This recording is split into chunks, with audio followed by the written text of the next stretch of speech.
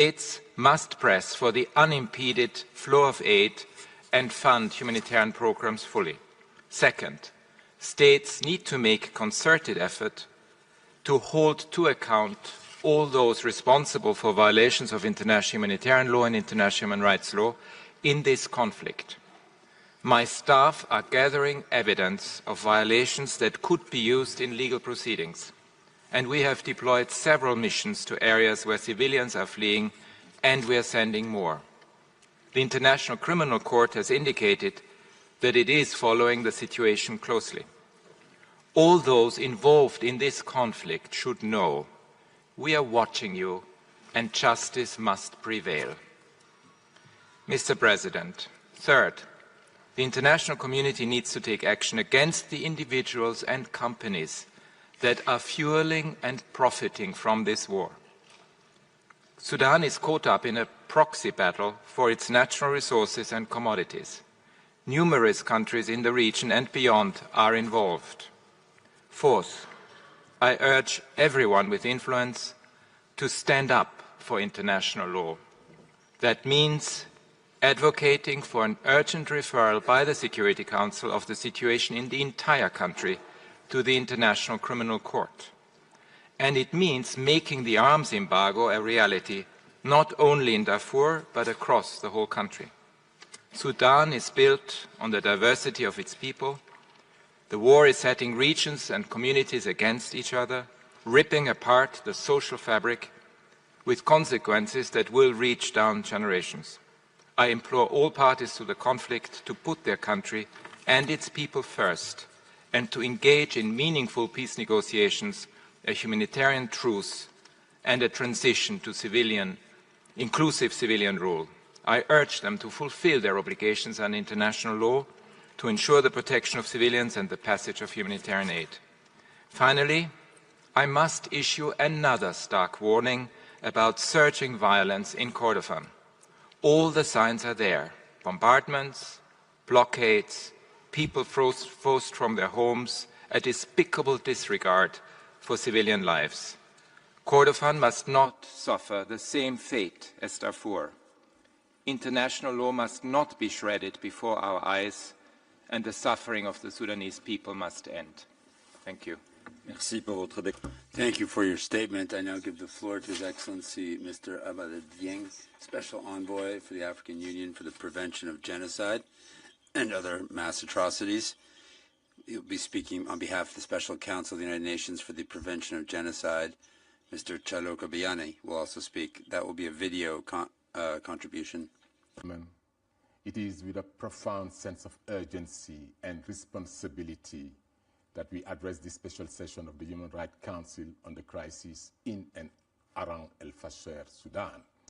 I have the duty to deliver this joint statement on behalf of Chaloka Bayani, the UN Special Advisor for the Prevention of Genocide, and myself in my capacity as African Union Special Envoy for the Prevention of Genocide and Other Mass Atrocities. Today, the African Union and the United Nations stand united, bound by a long-standing partnership and a solemn duty to protect vulnerable populations from the scourge of violence and impunity. This is a humanitarian and human rights catastrophe unfolding before our eyes. The situation in Sudan, particularly in al-Fashir and the wider Darfur and Kordofan regions, has reached a critical and tragic juncture. Since the outbreak of conflict between the Sudan Armed Forces and the Rapid Support Forces in April 2023, the civilian population has endured unimaginable suffering. Over 14 million people have been forcibly displaced, more than 40,000 killed, and countless others subjected to summary executions, mass killings, abduction, torture, rape, and attacks on humanitarian workers. As the UN's independent international fact-finding mission for Sudan recently stated, amid the rising tide of hate speech and ethnically driven violence and reprisal, we fear the darkest chapters of this conflict have yet to unfold. Survivors from Zamzam camps south of al-Fashir have recounted being placed in the siege-like conditions. As one investigator stated, you kill, no food, no water, you don't allow access to humanitarian aid, So what you do want is to kill population. So it's very clear. The effect of this is really the crime against humanity of extermination. The deliberate starvation of civilians as a method of warfare, as seen in the besieged cities of al-Fashir and Kadugli, is expressly forbidden under Article 54 of the Additional Protocol 1 to the Geneva Convention. The African Union Peace and Security Council unequivocally condemned these atrocities, demanded an immediate ceasefire, and called it for unrestricted humanitarian access. The Council stated, standing with the people of al-Fashir who have suffered enough since May 2024 under siege by the paramilitary RSF, during which time they have been denied access to food and other social basic needs, which deeply offends and is against AU values and international human rights and international humanitarian law. And the UN Office on Genocide Prevention has warned the systematic targeting of non-Arab communities, the Darfur, Zagawa, and Masalit in Darfur, by mass killings and sexual violence, including rape, by obstruction of humanitarian aid, thus creating conditions intending to cause death, and by destruction of homes, farms, health facilities, water points, and other livelihoods, constitute strong indicators of deliberate intention to inflict conditions of life on these groups calculated to bring about their physical destruction in whole or in part. Indeed, the risk of genocide exists in Sudan. It is real and it is growing every single day. Yet, we must go beyond condemnation. We call upon the international community to redouble efforts to silence the gun in Sudan through inclusive dialogue and robust diplomatic engagement, in line with the African Union's Silencing the Guns initiative and the UN Charter. Demand immediate end to flow of weapons and fighters into Sudan that is further and very directly contributing to the systematic targeting of specific identity groups and to the already desperate situation in the country. Ensure justice and accountability for all violations, addressing impunity at every level. Protect civilians and uphold the humanitarian law, prioritizing access to life-saving aid and the restoration of basic services. Support civil society and independent media, whose voices are essential for transparency, early warning, and prevention. Address the root causes of conflict, including discrimination, exclusion, and economic deprivation through inclusive governance and sustainable development. Ladies and gentlemen, to end, we urge all member states, regional organizations, and international actors to act decisively and collectively. The world must not stand by as atrocities unfold. Silence and inaction are complicity. Let this session mark a turning point, a rallying call to our shared humanity and duty. The people of Sudan deserve nothing less than our unwavering commitment to peace, dignity, and justice. Thank you. Merci pour cette déclaration. Thank you for your statement. I now give the floor to Mr. Surya Deva, the chair of the Coordination Committee of Special Procedures. He will also be joining us by video. President, Excellencies, and distinguished delegates, I have the honor of addressing the Human Rights Council today on behalf of the Coordination Committee of Special Procedures. We welcome the convening of this special session to address the human rights situation in and around al-Fashir amid the ongoing conflict in the Sudan. Since the beginning of the conflict, the special procedures have raised the alarm through multiple communications and press releases, warning of widespread atrocities, massive displacement, and the catastrophic impact on civilians. For more than 2 years, the Sudanese people have endured the devastating consequences of a conflict marked by unrelenting violence, lawlessness, and disregard for international human rights and humanitarian law. We have received deeply disturbing reports of mass killings, summary executions, sexual violence, forced displacement, abductions, recruitment and use of children, destruction of vital infrastructure, and attacks on humanitarian workers. Mr. President, After 40 days of siege, the city of al-Fashir fell to the Rapid Support Forces on 23rd October, making a new and horrific chapter in this tragedy. Reports indicate widespread atrocities during and after the takeover, including ethnically targeted killings of civilians and the use of gender-based violence against women and girls. Women have been raped in front of their relatives and detained for days in conditions amounting to torture. When the RSF entered shelters for displaced persons near Al-Fashir University, they reportedly selected women and girls at gunpoint, gang raped at least 25 of them, and forced over 100 displaced families to flee amid gunfire. We are horrified by the scale and brutality of sexual violence being used as a deliberate strategy of domination and humiliation aimed at destroying communities. Mr. President, we are also deeply concerned by the reports of ethnically motivated summary executions of civilians in Al-Fashir and by the confirmation of famine in Al-Fashir and Kadugli, which will worsen the already catastrophic humanitarian situation.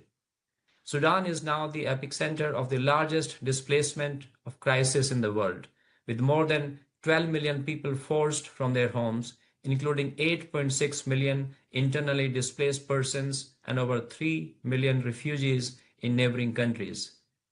Camps for displaced people have been repeatedly attacked, resulting in the killing of hundreds of civilians. Internally displaced persons are now living in conditions that defy human dignity, often without shelter, health care, or education. This intensifying violence has far-reaching consequences beyond the Sudanese border. It fuels instability across the region and undermines the prospect for peace, sustainable development, and respect for human rights. Mr. President, the Coordination Committee joins the High Commissioner, the designated expert, and the fact-finding mission on Sudan in condemning all violations and abuses committed by the parties to the conflict. We also echo the call in the recent press release issued by a group of mandate holders for an immediate cessation of hostilities, the protection of civilians, and unimpeded humanitarian access. We urge the international community to use all means available to end the bloodshed, ensure the protection of civilians, establish the whereabouts of those disappeared, and hold accountable those responsible for these crimes. Silence or inaction in the face of such atrocities would be an abdication of the duty we all share to uphold the rule of law and prevent further suffering. We also urge the international community to ensure that warring parties respect the laws of the war and safeguard in particular the rights of civilians. No effort must be spared to ensure humanitarian access. Mr. President, the Coordination Committee and the broader system of special procedures stand ready to assist the Council, the High Commissioner, and all relevant actors in monitoring and responding to the human rights implication of this crisis. At this critical juncture, we must reaffirm the protection of human rights and respect for international law as well as international humanitarian law as the foundation of lasting peace. The Sudanese people deserve no less. I thank you. Merci pour cette... Thank you for your statement. I now give the floor to Madam Mona Rishwami, a member of the UN Independent International Fact-Finding Mission for the Sudan. Madam, you have the floor. Mr. President, High Commissioner, Excellencies, colleagues, much of al-Fashir now is a crime scene. Since it fell into the hands of the Rapid Response Forces, our fact-finding mission has interviewed witnesses and collected evidence of unspeakable atrocities, deliberate killings, torture, rape, abduction for ransom, arbitrary detention, and enforced disappearances, all at a mass scale. A comprehensive investigation is required to establish the full picture, but what we already know is devastating.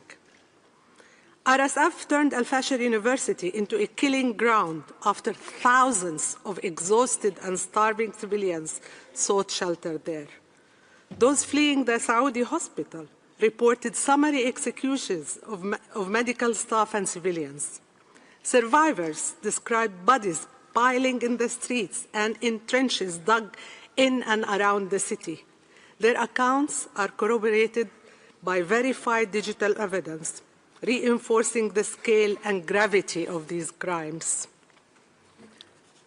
For 18 months, al-Fashir has been under siege, its population bombarded and cut off from food, water, medicine, and humanitarian relief.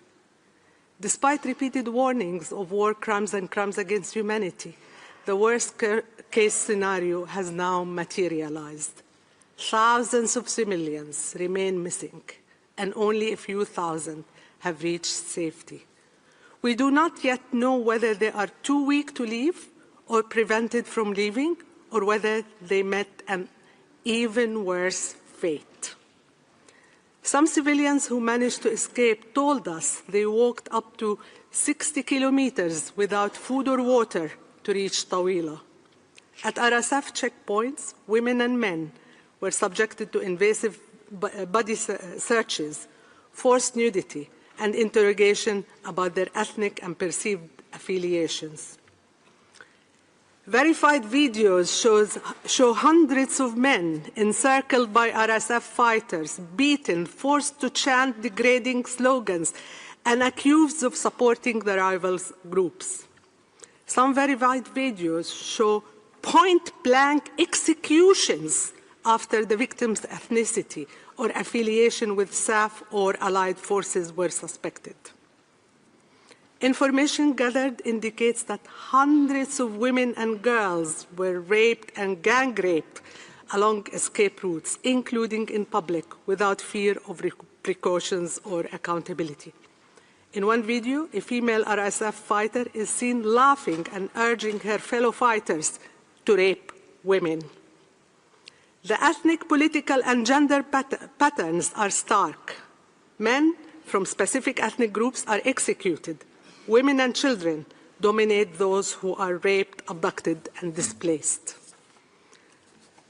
These crimes are not hidden. They are filmed, circulated, and even glorified. They mirror what we previously investigated in other parts of Darfur and elsewhere, now perhaps on a larger and more brutal scale. We are currently investigating similar atrocities in Kordofan, where civilians are encircled, aid is blocked, and starvation is beginning to emerge, risking another al-Fashir. The horrors unfolding are the direct result of decades of impunity. They can and must now be stopped. Those who back, finance, and arm this machinery of brutality have the power and the duty to halt it. States with influence bear particular responsibility. The individuals and entities behind these crimes must face justice. 2 weeks ago, we presented our findings to the UN General Assembly and engaged with member states, including on al-Fashir. We were encouraged by the recognition that independent investigations create the factual foundation for action, connecting victims' suffering with broader mechanisms for peace and justice. The Sudanese people have endured unimaginable suffering in this ongoing conflict.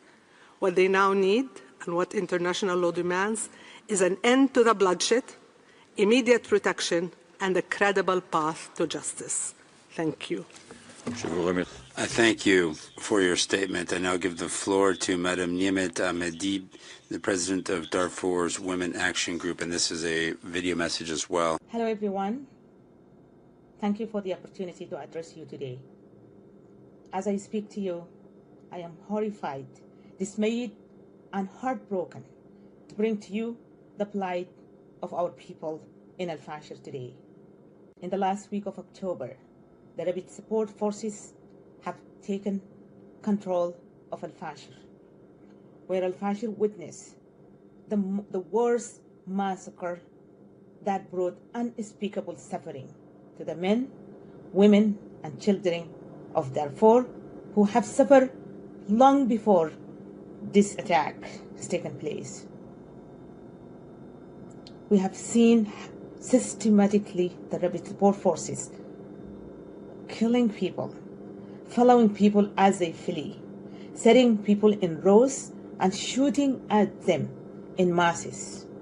We have seen children have been hung into trees with the Rapid Support Forces militia cheering up and celebrating, using degrading words, while these children, teenage, who have been hung, screaming, crying, and begging for mercy for their life. People who have fled for their life have been killed. Women have been shot at and killed, leaving their children to wander around. Innocent children have been murdered precisely by the Rapid Support Forces. Credible sources confirm that uncountable number of women and girls have been raped. The Rapid Support Forces went into search house after house, building after building for those who have hid for their life, killing the men, torturing them, and raping women and girls. In an attack in a hospital, the Rapid Support Forces militia marched into this hospital, whereby 450 innocent patients were murdered, along with the medical staff and patient companions. Many more have been trapped and prevented from fleeing.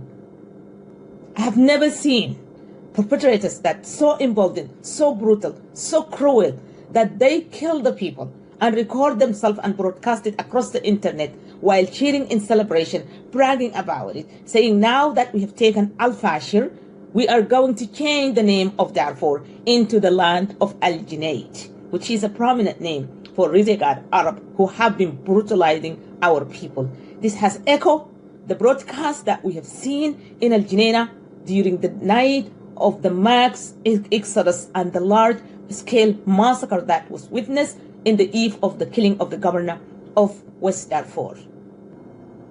They prevent medical supply and humanitarian aid to be delivered into al-Fashir or the surrounding area, including Abu Shouk and Zamzam camp. We further have seen the violation of international law and the systemic nature of uprooting the people of Darfur from their land by dismantling the camp.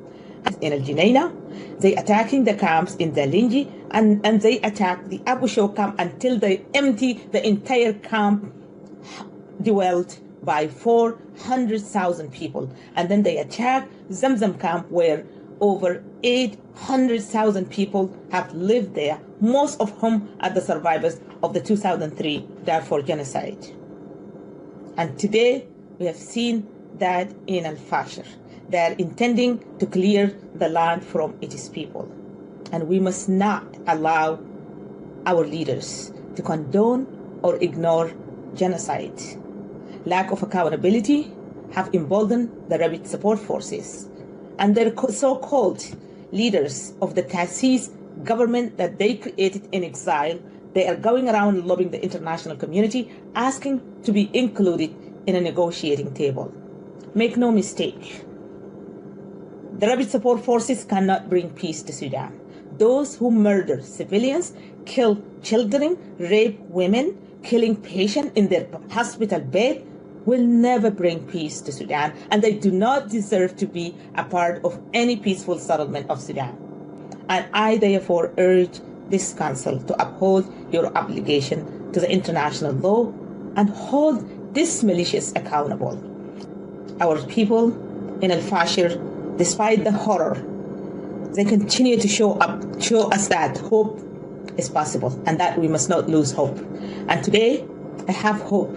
By addressing you, I hope that you take a note and take serious, effective action that can end the suffering, restore dignity, and restore our confidence in our international institution. Thank you.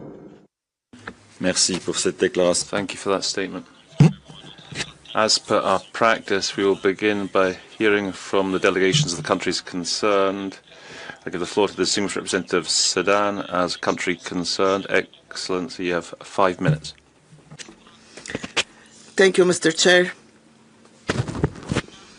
Since the beginning of the rebellion by the terrorist militia, we have been warning many times that the wrong description of the conflict based on equating a militia with such a record of criminality with the SAF, this wrong criteria in many statements and decisions is the main reason that turned this rebellion militia a militia that is ignoring international humanitarian law, international law of human rights and all other international instruments and perpetrating all these atrocities. Is it normal to see someone who thinks that such a terrorist militia, a criminal terrorist militia, to be a part of any human entity? Was the international community expecting all these atrocities so that they are now calling to help and salvage al-Fashir? We were warning all over the UN fora in Geneva and in other places. We were calling for pressure on the rebel militia and the country that is sponsoring it by supporting it with military and strategic equipment. And I mean the UAE. Where were you when this militia was violating all international resolution, including Security Council Resolution 2736, which called for lifting the siege on al-Fashir? They have stepped on this decision and they engage in a siege for more than 1 year. The international community has been unable to take anything against this rebel militia or the sponsoring country. The result was the atrocities and the genocides that you have been witnessing. Mr. Chair, what is happening in Sudan is an existential war that is targeting a whole community, and to replace it with other communities. You have seen how killing in al-Fashir is based on ethnicity and even on color and race. So how can you describe genocide if this is not a genocide? You have also followed how they have systematically targeted civilian infrastructures and civilians for 2.5 years, and they have also targeted the mosque of Al-Arga mosque in al-Fashir. They have also invaded the maternity hospital and killed 460 patients and medical staff in the hospital. If this is not terrorism, how can you define terrorism? This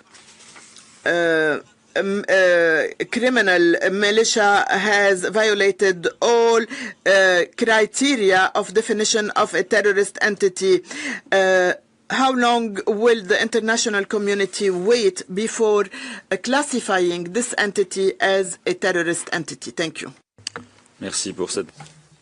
Thank you for that statement. We'll now begin with a list of speakers. Let me remind you that speaking time is limited to 1 minute 30 seconds for all. List of speakers will close in 15 minutes. We'll begin with the list of speakers for member states of the Council. I give the floor to the distinguished representative of the United Kingdom on behalf of a group of countries. Thank you, Mr. President. This statement is on behalf of the core group, of Sudan core group. Sudan is collapsing under a brutal, protracted war.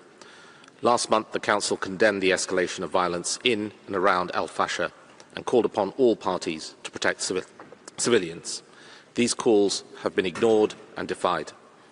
The atrocities reported after the fall of al-Fashir to the Rapid Support Forces are horrific. Summary executions, sexual violence, abductions. Over 89,000 civilians have fled the city, joining millions already displaced. This is not merely a human rights and humanitarian emergency. It is a threat to regional stability and a test of international resolve. The special session brings global attention to the horrors unfolding in al-Fashir. As the support for holding this session shows, staying silent is not an option. We urge this Council to support a strong resolution that condemns the atrocities, demands unfettered humanitarian access, and mandates an urgent inquiry by the fact-finding mission. The fact-finding mission's work is vital to document the truth and preserve the possibility of justice and reconciliation. The Council must deliver a clear message. Impunity will not be tolerated, and the international community stands ready to act. This war must end. Thank you. Merci, je donne la parole. Thank you. I give the floor to Norway on behalf of a group of countries. President, High Commissioner, on behalf of the Nordic and Baltic countries, I welcome this special session on the human rights situation in and around al-Fashir following the RSF takeover. The people of Sudan are living through a catastrophic humanitarian and human rights crisis. Civilians are suffering on an unimaginable scale. We are gravely alarmed by credible reports of indiscriminate violence and deliberate mass killings of innocent civilians in al-Fashir, including on the basis of ethnicity. We receive reports of torture and sexual and gender-based violence, as well as the use of starvation as a method of warfare.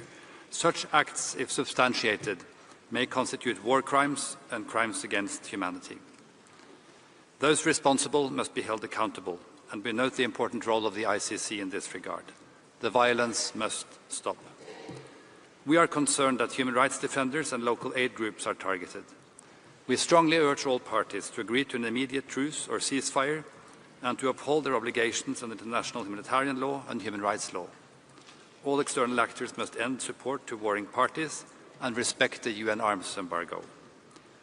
President, colleagues, the war must come to an end and give way for an inclusive political process towards democracy and civilian-led government for Sudan. We commend the Quad countries for their efforts to this end. I thank you. Merci, je donne la parole. Thank you. I give the floor to the distinguished representative of Ghana on behalf of a group of African states. Thank you, Mr. President. The Africa Group has been closely monitoring the horrible development in al-Fashir, North Darfur, Sudan since the military takeover by the Rapid Support Forces, which has resulted in an unprecedented human rights and humanitarian catastrophe. We express our strong and unwavering solidarity with civilians in al-Fashir who have suffered enough since May 2024 under siege by the RSF and denied access to food and other basic social needs. These civilians have also been subjected to various kinds of violations and atrocities. The African Group condemns, in the strongest terms possible, the criminal activities against the Sudanese civilians and the grave violations of human rights and international humanitarian law perpetrated by the RSF, and call on the leader of the RSF to uphold international humanitarian law. We strongly condemn any external interference in Sudan, which is fueling the Sudanese conflict in flagrant violation of all relevant Peace and Security, AU Peace and Security Council communiques and UN Security Council resolutions. We stress that there is no military solution to the Sudan's crisis and urges all actors to engage in dialogue and commit to peaceful, inclusive political process. The African Group reaffirms the need for a single coordinated international effort to resolve the crisis in the Sudan. I thank you. Merci, je donne la parole. Thank you. I give the floor to the distinguished representative of the European Union on behalf of a group of countries. Mr. President, I have the honor to speak on behalf of the European Union. North Macedonia, Montenegro, Serbia, Albania, Liechtenstein, Moldova, Ukraine align themselves with this statement. The EU strongly condemns the ongoing conflict in Sudan and the RSF's takeover of al-Fashir. We are shocked by the credible reports of horrendous atrocities committed by the RSF. Violations must immediately stop and be investigated by the fact-finding mission. The EU remains committed to supporting accountability efforts. In this context, the work of the ICC is highly relevant. These atrocities top the long list of human rights violations and atrocities committed by SAF, RSF and allied armed groups. All parties need to engage constructively in ceasefire negotiations. The EU urges external actors to immediately cease support to the warring parties and to comply with the UN arms embargo. The EU strongly urges all parties to uphold their obligations under international humanitarian law and human rights law. The EU will continue stepping up its humanitarian aid, which currently stands at more than €270 million to Sudan and the neighboring countries. The EU will continue to engage also through the EU Special Representative for the Horn, including with an initiative on the protection of critical infrastructure, and strongly supports the vital role played by civil society actors. I thank you. Merci, je donne la parole. Thank you. I give the floor to the distinguished representative of Algeria on behalf of the group of Arab states. شكرا سيد الرئيس.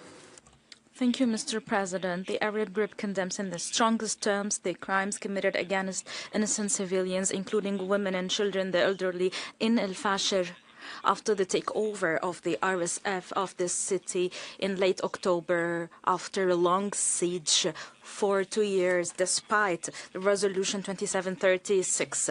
The group condemns the horrifying attacks against the Saudi maternity hospital in al-Fashir, which led to the fall of victims, patients, and medical staff. Perpetrators of these violations should be held accountable. In this context, the group calls for the implementation of the provisions of the Jeddah Declaration to protect civilians. The group welcomes the regional and international efforts underway to reach a humanitarian truce to have a permanent ceasefire.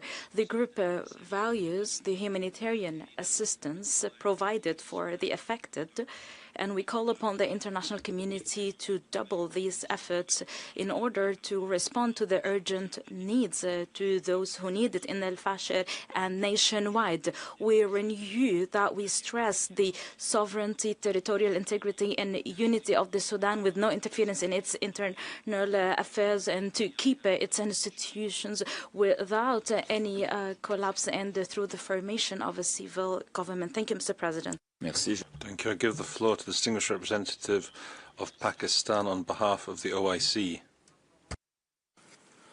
Thank you, Mr. President. The OIC Group is deeply concerned over the recent developments in the Republic of Sudan and strongly condemns the grave humanitarian and human rights violations committed during the attacks carried out by RSF on the city of al-Fashir. The situation has resulted in a deteriorating humanitarian situation in the country. Millions of Sudanese, including women and children, are in urgent need of life-saving humanitarian support. The multifaceted crisis faced by the people of Sudan needs urgent attention. We urge the international community, including humanitarian organizations, to enhance their support and assistance programs. We also call upon these agencies to provide support to Sudan's neighboring countries, which are hosting a large number of people displaced due to the conflict. We welcome the efforts to bring peace and stability in the country. We call on all parties to guarantee the unimpeded delivery of humanitarian aid to those in need, exercise restraint, and take effective steps towards fully implementing the Jeddah Agreement of 2023.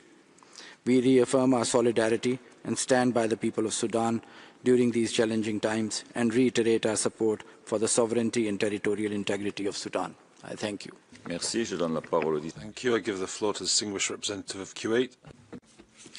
Thank you, Mr. Chair. We will express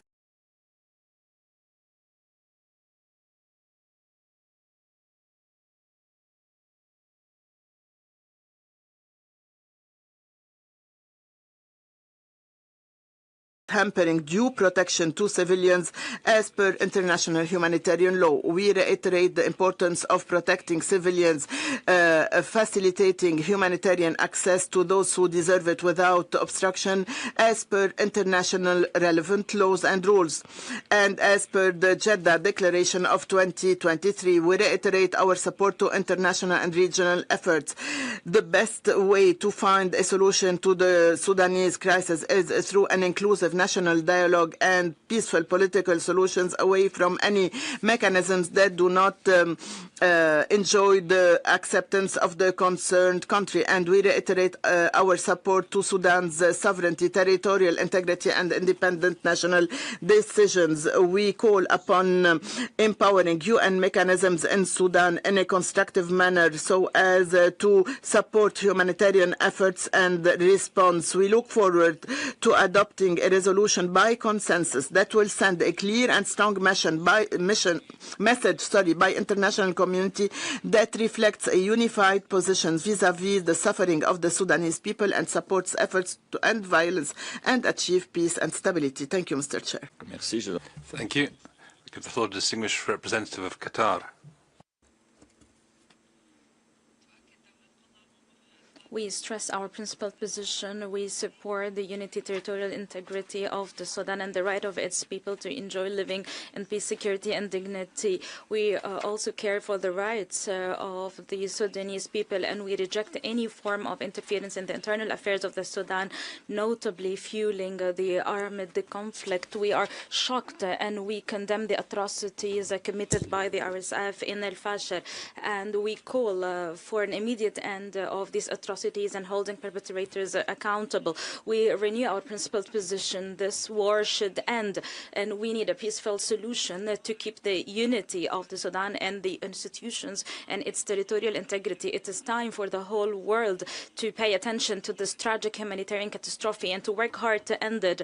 By the day we witness more atrocities and innocent civilians pay the price, just as we saw in and around al-Fashir, and we fear that this might be repeated in other regions and areas if we do not move to end that. We stress that we stand in solidarity with the Sudanese people at this critical juncture, and we will continue to provide all forms of support, and we call upon the international community to redouble efforts and to provide humanitarian assistance to meet the increasing urgent needs of the Sudanese people. Thank you, Mr. President. Merci. Thank you. I give the floor to the distinguished representative of Republic of Korea. Thank you, Mr. President. The Republic of Korea deeply regrets that despite repeated concerns raised by the international community, including the Council, the RSF's ongoing assaults have driven al-Fashir and the surrounding areas into an acutely severe human rights and humanitarian crisis. We further deplore that this catastrophic situation continues to worsen across North Darfur and Kordofan. We strongly condemn the RSF's attacks against civilians, including attacks on health workers and hospitals, as well as reported large-scale atrocities such as ethnically motivated killings, summary executions, and sexual violence. All perpetrators of such human rights violations and abuses must be held accountable. We therefore support robust accountability measures, including through the fact-finding mission and the International Criminal Court. We once again urge all parties, particularly the RSF, to cease hostilities, to facilitate immediate and unhindered humanitarian access, and to ensure the protection of civilians, including by allowing safe passage. This crisis demands more than repeated words. It requires concrete action.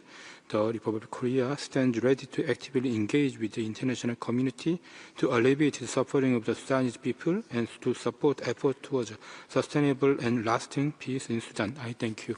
Merci. Je donne la parole. Thank you. I give the floor to the distinguished representative of Japan. Thank you, Mr. President. We thank you for convening this special session. Japan remains deeply concerned about the worsening human rights and humanitarian situation in the Sudan, particularly in and around al-Fashir. We are appalled by the reports on horrendous attacks, including summary executions, mass killings, attacks against humanitarian personnel, and forced displacement. Women and girls in particular are disproportionately at risk, especially as the last remaining maternity hospitals in al-Fashir have been destroyed and conflict-related sexual and gender-based violence continues unabated. Japan appreciates the important work of the fact-finding mission for the Sudan as the only UN investigative mandate for the country concerned. The FFM's work is now more vital than ever to ensuring accountability for the reported violations and abuses of human rights, as well as the reported violations of international humanitarian law. Japan reiterates its call on all parties to the conflict to immediately cease the hostilities and uphold their obligations under international humanitarian law and human rights law. We urge all parties to guarantee immediate, unconditional, safe, and unhindered humanitarian access to populations in need while protecting civilians and those placed orders to combat. Japan remains committed to supporting Sudanese efforts toward an orderly transition to civilian rule in close cooperation with the international community, including through the work of its Special Envoy for the Horn of Africa. I thank you, Mr. President. Merci. Je donne la parole. Thank you. I give the floor to the distinguished representative of Spain. Thank you. President Spain aligns with the EU statement. We express our outrage at the high level of violence perpetrated in al-Fashir by the RSF militia and their allies. We condemn in the strongest terms the grave violations of human rights and of IHL committed by the RSF, which could constitute war crimes, crimes against humanity. Those atrocities which include widespread use of sexual and gender-based violence against women and girls, and a whole litany of violations that were referred to by the OHCHR have direct commitments but affect us and call on us all to act. We call for immediate ceasefire to avoid escalation of the conflict. We urge the parties to begin peace negotiations to put an end to the war and end the suffering of an exhausted population victim of the most serious humanitarian crisis in the world. We convey our support to the work of the diplomatic work of the Quartet, and we urge them to redouble their efforts to reach a humanitarian truce, and a ceasefire is essential to guarantee accountability for the grave human rights violations committed. It's the only way to ensure justice and reparation for victims, stop the spiral of impunity which fuels cycles of violence, and move towards a just and sustainable peace. To do this, documentation of all human rights violations is necessary. This Council, by holding this session and through the resolution that we support, is taking a necessary step in that direction. Thank you. Merci. La liste est ouverte. Thank you. The list of speakers now closed. I give the floor to the Distinguished Representative of South Africa. Thank you, Mr. President. My delegation aligns with the statement delivered by Ghana on behalf of the African Group. South Africa condemns the mass atrocities committed by the RSF, deliberately targeting civilians and essential civilian infrastructure in and around al-Fashir, which constitute war crimes and may amount to crimes against humanity. South Africa shares the concerns recently expressed by the UN experts about the scale and brutality of these crimes, including the widespread and systemic levels of sexual violence as a deliberate strategy and a weapon of war. Sadly, this savagery is not new. Not only is the RSF the janjaweed of yesteryear, but loud warnings have been issued for months now about the risk of mass slaughter. We can therefore no longer afford to remain silent. This impunity must come to an end. Indeed, it is precisely such situations that the Council's founding resolution mandates it to address, hence South Africa supported the convening of this session. Accordingly, we echo the AU's call for the RSF to be held accountable, together with the external role players who aid and abet them in perpetrating these horrific crimes. We reaffirm our solidarity with the people of Sudan and call for a stop to the flow of arms. The guns must be silenced once and for all. I thank you. Merci. Thank you. I give the floor to the Distinguished Representative of Algeria.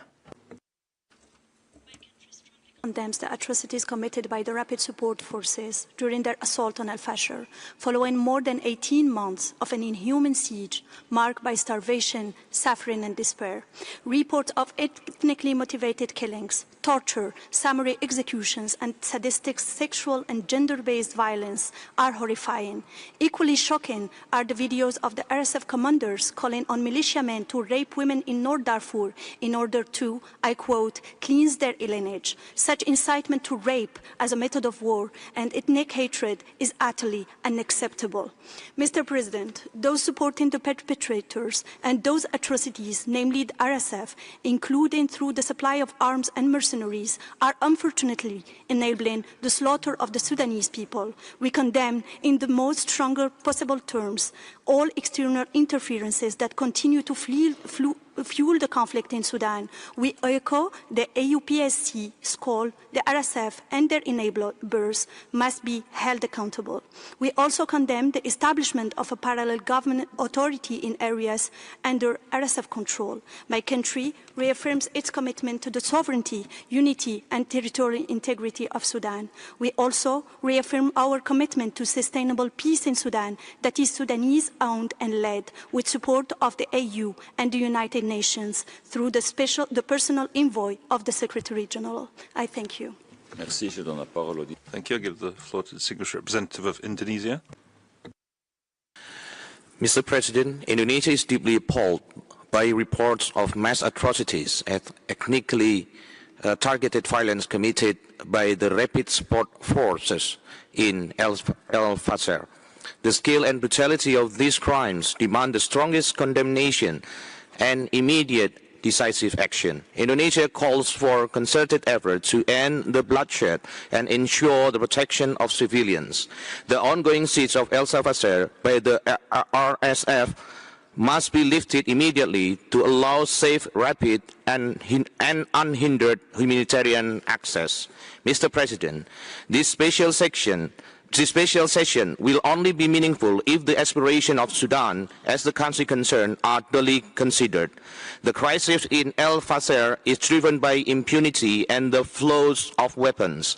The Sudanese government's duty to protect its people must be supported by the international community.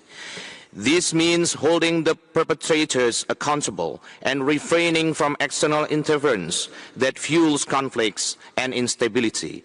The Council should also strengthen technical assistance to help Sudan fulfill its international obligations. Indonesia reaffirmed its solidarity with the people of Sudan and its commitment to Sudan's sovereignty, unity, and territorial integrity. We call for an inclusive Sudanese-led political process towards sustainable peace and for all parties to return to mediation. Thank you.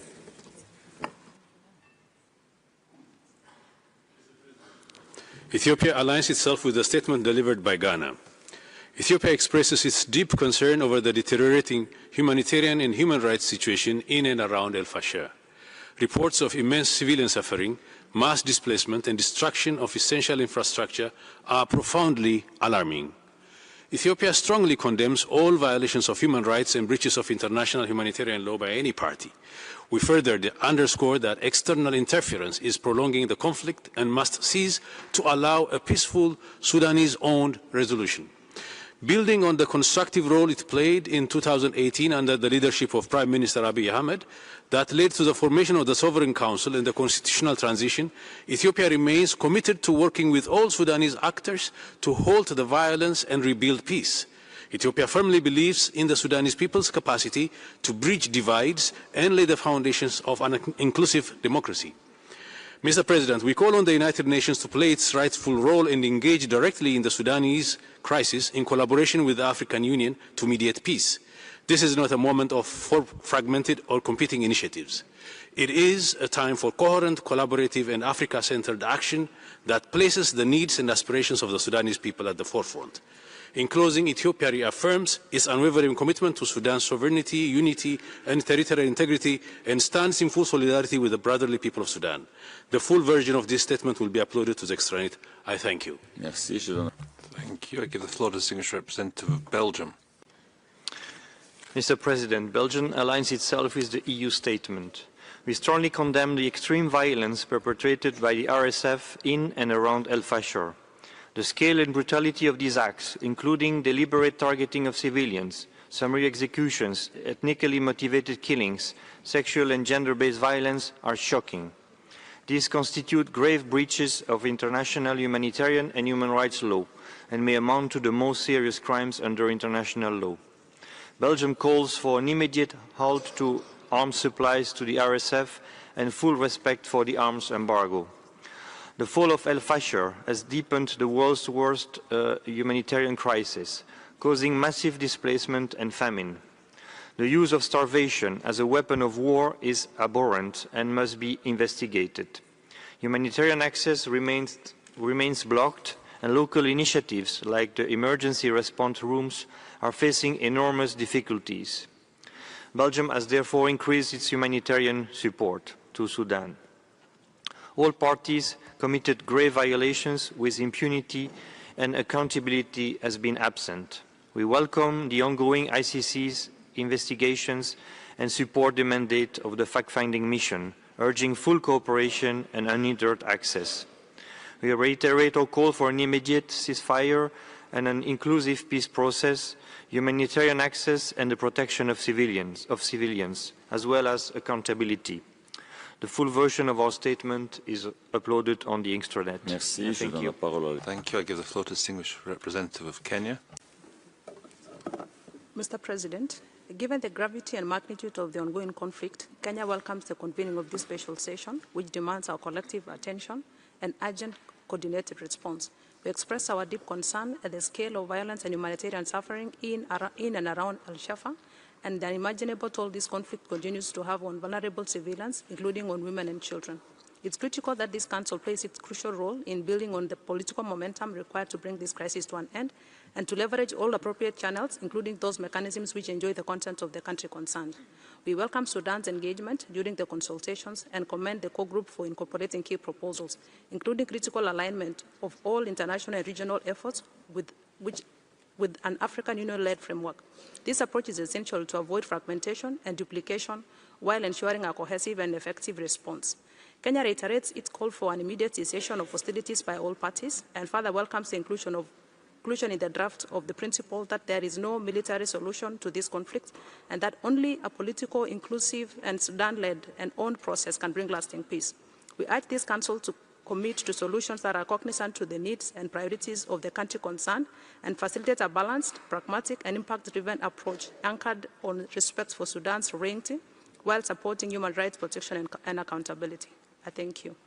Merci, je donne la parole. Thank you. I give the floor to the distinguished representative of Mexico. Thank you, President. Mexico regrets the humanitarian impact of the conflict between the Sudanese armed forces and the rapid support forces following the recent capture of al-Fashir by the RSF.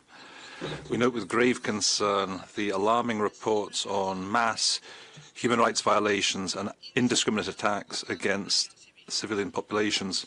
We recognize the leadership of the African Union in the quest for a solution towards an immediate ceasefire. We reiterate our call for the steadfast respect for IHL and for international human rights law. We urge all actors who are facilitating transfer of weapons to fully abide by the embargo imposed by the Security Council for Darfur region. Mexico supported the convening of this special session, convinced that this Council should maintain timely dialogue when it comes to situations that require urgent attention. Finally, we call for the resolution presented today to be adopted by consensus to send a clear signal that the international community unequivocally condemns the atrocities perpetrated in al-Fashir. Thank you. Merci, je donne. Thank you. I now give the floor to the distinguished representative of Germany. Thank you, Mr. President. Germany aligns itself with the statement delivered by the United Kingdom on behalf of the core group and with the EU statement. The situation in al-Fashir is unbearable. Reports of large-scale atrocities, including targeted ethnic and sexual violence, committed by the rapid support forces, have left us deeply appalled and horrified. The deliberate attacks against civilians and civilian infrastructure are indefensible and may amount to war crimes and crimes against humanity. Germany strongly condemns these atrocities. They must be fully investigated and those responsible held to account. Impunity can no longer serve as a breeding ground for further crimes. We therefore urge this Council to support a strong resolution that mandates an urgent inquiry by the fact-finding mission. Mr. President, Sudan is facing the world's most severe humanitarian crisis. Women and children are suffering most, facing hunger, displacement, and horrific sexual violence. Germany has increased its humanitarian support for people in need in Sudan and neighboring countries to 141 million euros this year. German Minister of State Güler visited Sudan and the wider region in late October, meeting with key actors and urging them for unhindered humanitarian access, a ceasefire, and a credible political process. Germany remains ready to assist all efforts towards peace, justice, and accountability. Thank you. Merci, je donne la parole. Thank you. I give the floor to the distinguished representative of Switzerland. Thank you, President. Switzerland supports the convening of this special session. We thank the core group for having taken this initiative. We're deeply shocked by recent developments in El Shafat and Kordofan. We urge all parties, and particularly the RSF and their allies, to put an end to hostilities, to respect international law, including IHL and IHRL. We firmly condemn all violations committed by the parties to the conflict, and we recall to parties their obligation to prevent such violations. We underscore as well their obligation of providing timely, unhindered, and lasting access to all civilians. The devastating war in Sudan must come to an end. The protection of civilians, to include humanitarian personnel, must remain an absolute priority. We call upon all states to implement Security Council resolutions. This includes the weapons embargo and to put an end to all exterior support, including through mercenaries. Ensuring accountability for violations of IHL and IHRL remain priorities for Switzerland. The work of the fact-finding mission is essential. We call upon the Sudanese government to afford unhindered access. The elements gathered by the fact-finding mission are precious for the ICC and other central actors. This includes the United Nations Bureau for the Prevention of Genocide, NR2P. Switzerland reaffirms its support to mediation efforts and calls upon parties to fully cooperate to put an end to hostilities.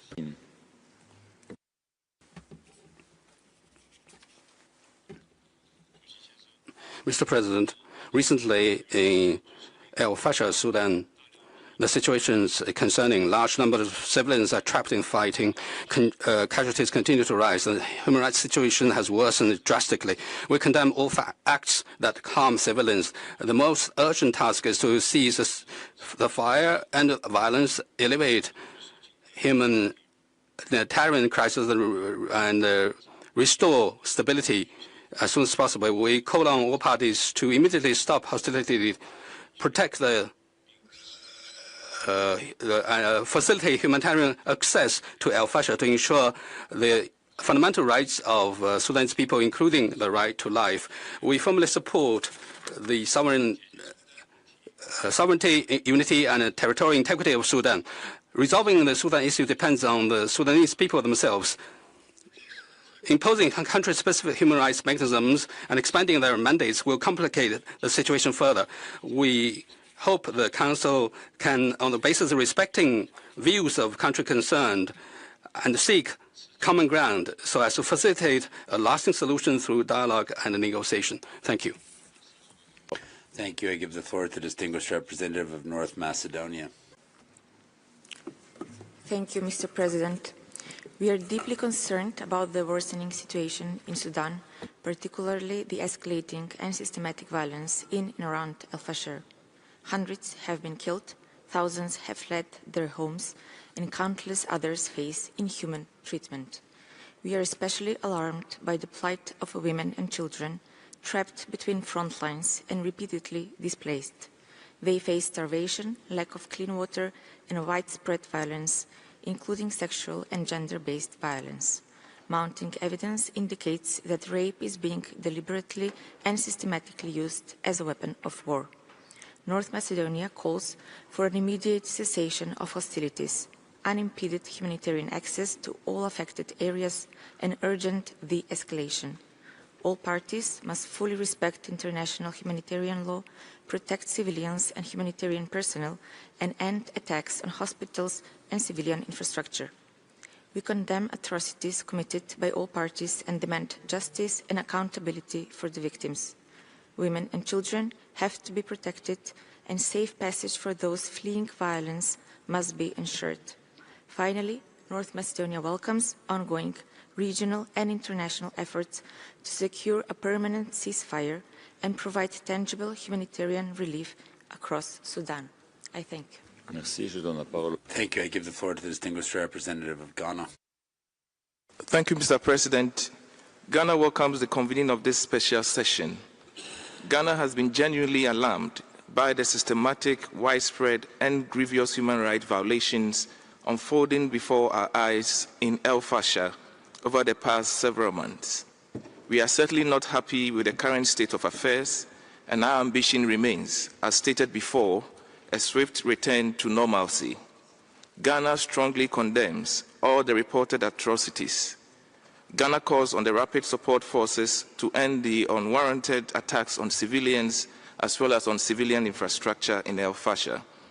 We further urge the RSF to engage in meaningful dialogue with the de facto authorities within the context of the African Union Roadmap for Peace in the Sudan. We also emphasize the need for all reported violations of human rights and crimes, including conflict-related sexual violence committed by the RSF in and around al-Fashir, to be investigated and the perpetrators held to account. In closing, we urge the Council to extend every necessary support to the Sudanese authorities, especially support to the domestic judicial processes established by the authorities to investigate all the alleged violations. I thank you. Thank you. I give the floor to the distinguished representative of the Maldives. Mr. President, the Maldives remains deeply concerned over the deteriorating human rights situation in Sudan. For too long, the people of Sudan have endured the devastation of conflict, trapped in one of the most severe humanitarian crises of our time. Reports from the ground paint a grim picture. Women and girls continue to suffer sexual and gender-based violence. Civilians, including children, are being killed. Millions remain displaced without adequate protection or assistance. Today, over half of Sudan's population rely on humanitarian assistance. This is an alarming figure, and we cannot look away from the human cost of this conflict. 2 years have passed since the Jeddah Declaration, yet the promise of peace remains unfulfilled. Our overriding priority must be an immediate and comprehensive ceasefire. But we also know that peace is not simply the absence of conflict. It is the presence of dialogue and reconciliation. Mr. President, now more than ever, this Council must rise above division and act with unity. Our efforts should aim to ensure continued technical assistance through OHCHR, restore peace and stability, and provide vital humanitarian aid the people of Sudan need. I thank you. Merci, je donne la parole. Thank you. I give the floor to the distinguished representative of Cyprus. Thank you, Mr. President. Cyprus aligns itself with the EU statement. We are alarmed by the horrifying human rights and humanitarian situation in al-Fashir. Reports of deliberate RSF attacks on civilians, including ethnically motivated killings, sexual violence and obstruction of humanitarian aid, are deeply distressing and constitute grave violations of international humanitarian and human rights law. Cyprus condemns these atrocities in the strongest possible terms and calls for their immediate cessation. We underline the crucial role of the ICC and the FFM on Sudan, whose work remain vital to ensuring accountability. Cyprus reaffirms its support for Sudan's sovereignty, unity and territorial integrity. We support all regional and international efforts to secure an immediate ceasefire and urge all external actors to cease any military, financial or other support to the warring parties and to fully respect the UN arms embargo. We call for unimpeded and sustained humanitarian access to all affected populations and urge all parties to uphold their obligations under international law to protect civilians and humanitarian personnel. I thank you. Merci, je donne la parole. Thank you. I give the floor to the distinguished representative of Brazil. Thank you, Mr. President. Brazil has been following with great concern the situation in al-Fashir, as well as the escalating violence in the North Darfur and Kordofan regions. This represents a critical turning point in an already dire humanitarian crisis raging in Sudan since 2023. Brazil strongly condemns the attacks by the Rapid Support Forces against civilian targets in al-Fashir, including hospital facilities, which are estimated to have caused the death of more than 2,000 civilians. We specifically condemn the ethnic and sexual violence, summary executions and forced displacement committed in the city and around the region. We reiterate that hunger must not be used as a weapon of war. In this regard, we call on all parties to ensure free and unimpeded humanitarian assistance and guarantee the protection of humanitarian workers. All parties involved must cease hostilities. We recall the importance of all parties to respect international humanitarian rights and humanitarian law.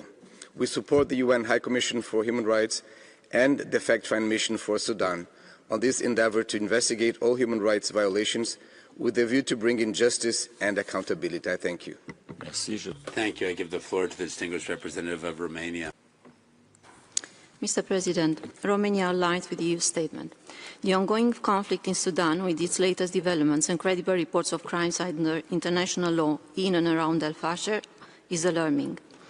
Indiscriminate and deliberate attacks against civilians, civilian infrastructure, medical facilities and humanitarian supplies, hunger, forced displacements, summary executions, widespread sexual and gender-based violence continue to plunge people in extreme physical and psychological pain. Regrettably, children, women, elderly, persons with disabilities and other persons in most vulnerable situations are hit the hardest. We condemn all violations of human rights and of international humanitarian law in al-Fashir and across the country and call for their immediate cessation. Perpetrators should be brought to justice. The evolving humanitarian crisis, the most severe in the world, is deeply concerning. Safe and unhindered humanitarian access within the countries is urgent. We should ensure that humanitarian assistance reaches the most in need first. We call for an immediate and durable ceasefire and for negotiations to peacefully solve the conflict. All other conditions for such an outcome, including preserving Sudan's unity and territorial integrity and ending the support of involved third actors, should be guaranteed. We reaffirm our strong support for regional and international coordinated mediation efforts, as well as for the fact-finding mission's mandate, enabling it to fulfill its investigative functions, including in regard with the recent violation and abuses of international human rights and humanitarian law committed in and around al-Fashir through its... Thank you. I give the floor to the distinguished representative of the Democratic Republic of Congo. Thank you, President. The Democratic Republic of Congo associates itself with a statement made by Ghana on behalf of the African Group. We are pleased at the convening of this special session on the situation of human rights in al-Fashir and in its environs in the context of the conflict underway in Sudan. My delegation is concerned over the escalation of violence in al-Fashir, as well as the effects of the ongoing combat in Sudan, which has a devastating effect on civilians. And this includes massive displacement of persons, loss of human life, and catastrophic effects. We are suffering a similar in events in the North and South Kivu, so we understand the suffering and we express our solidarity with the civilians of al-Fashir. We condemn the criminal activities perpetrated against civilians, against the civilians of Sudan, and the serious human rights and humanitarian violations. We call for safe, rapid, and unhindered humanitarian access to the populations in al-Fashir that are suffering from these attacks and human rights violations. Further, the DRC calls or urges the international community to help Sudan in its efforts to find truth and fight against impunity and to prevent other probable human rights violations. Further, we reaffirm the need for all states to respect the sovereignty and territorial integrity and independence and political unity of Sudan. I thank you. Thank you. I give the floor to the distinguished representative of France. Thank you, President. France associates itself with the statement of the EU. The taking of al-Fashir by the RSF makes this special session crucial. France urges the RSF to protect all civilians without discrimination, to respect IHL and human rights law. We firmly condemn the atrocities committed by the RSF against civilians. These could be crimes against humanity and war crimes, according to the Office of the Prosecutor of the ICC. France calls upon the Sudanese armed forces and their allies to show restraint in their responses and to protect and spare the civilians caught in al-Fashir. These humanitarian crises in Sudan reaches a new crescendo. France condemns firmly the attack of the Saudi hospital in al-Fashir, which has led to 460 deaths, according to the WHO. We call for unhindered, fast, and safe access for humanitarian personnel, and we call upon implementation and urgently of the humanitarian truce proposed by the Quad. Only a ceasefire and a peace process can put an end to the suffering of the Sudanese people. The parties to the conflict are responsible to commit to negotiations, and France calls for a respect for the arms embargo and an end to foreign support to this conflict. France also calls for the respect for the sovereignty and territorial integrity of Sudan, as well as an extension of the ICC mandate. Thank you. I give the floor to the Netherlands. Colleagues, esteemed human rights defenders, hundreds of thousands of innocent civilians in al-Fashir are living through the darkest of days.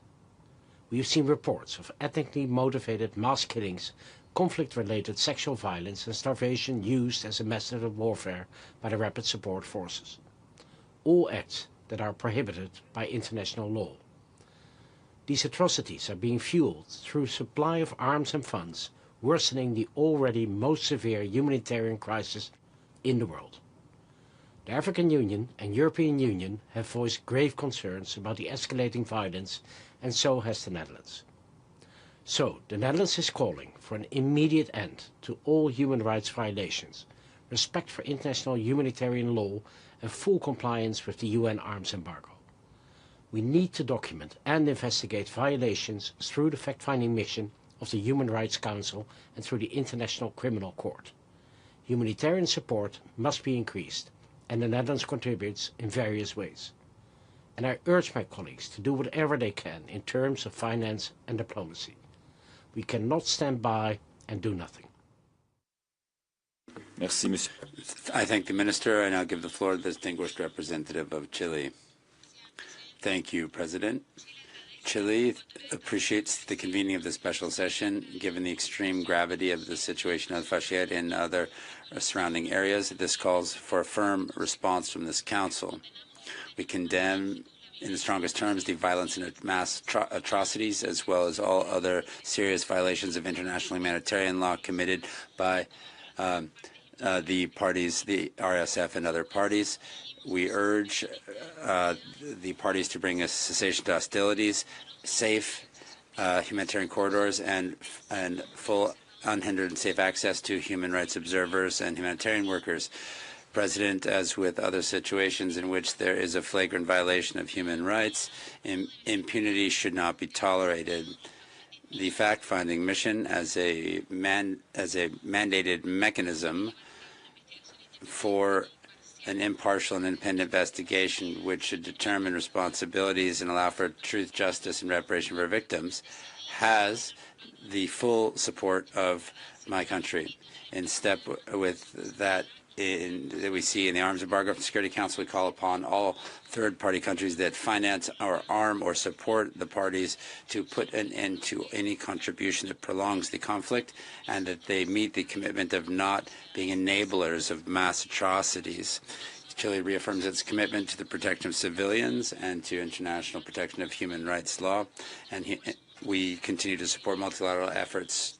Thank you. I give the floor to the distinguished representative of Albania.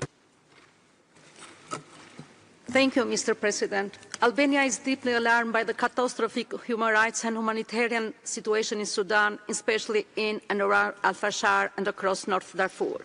We are deeply appalled by incredible reports of mass atrocities committed by rapid support forces, including summary executions, ethnically targeted killing, and widespread use of sexual and gender-based violence. We are particularly disturbed by reports of attack on hospitals. Humanitarian workers have also been targeted, making it even more difficult to deliver life-saving assistance. Mr. President, Albania fully supports the draft resolution presented by UK, Germany, the Kingdom of Netherlands, Ireland, and Norway. Albania also aligns with the statement delivered by the EU. We reaffirm the urgent need for an immediate and unconditional ceasefire, safe and unhindered humanitarian access, and the protection of civilians in accordance with international law. We call on all parties to fully implement the Jeddah Declaration of Commitment to protect civilians and to allow civilians to move to safer areas. Accountability is central to any sustainable solution, and those who commit atrocities must face justice. Albania supports all regional and international efforts aimed to de-escalation and Sudanese-led political process. I thank you. Merci. Thank you. I give the floor to the distinguished representative of Bulgaria. Thank you, Mr. President. Bulgaria aligns itself with the statement made by the European Union. Bulgaria is deeply concerned by the broader escalation of the conflict between the Sudanese armed forces and the Rapid Support Force in North Darfur and the Kordofan region, and particularly by the violence and atrocities committed by the Rapid Support Force in al-Fashir and its surrounding areas following the capture of the town. We condemn all reported human rights violations and abuses and violations of international humanitarian law, including summary executions, sexual violence, mass internal and external displacement, and the dramatic deterioration of the humanitarian situation. All perpetrators of these violations and abuses must be held accountable. Bulgaria urges all actors in the Sudan to take effective measures for the protection of civilians, health and humanitarian workers. We call for ensuring immediate, safe and unhindered humanitarian access to all those in need, with a focus on the vulnerable groups such as IDPs, women, children, the elderly and the disabled. All parties must respect international humanitarian law and uphold their commitment under the Jeddah Declaration. We urge all parties to the conflict in the Sudan to immediately cease hostilities, establish an independent monitoring mechanism of the ceasefire and negotiate a peaceful settlement of the conflict.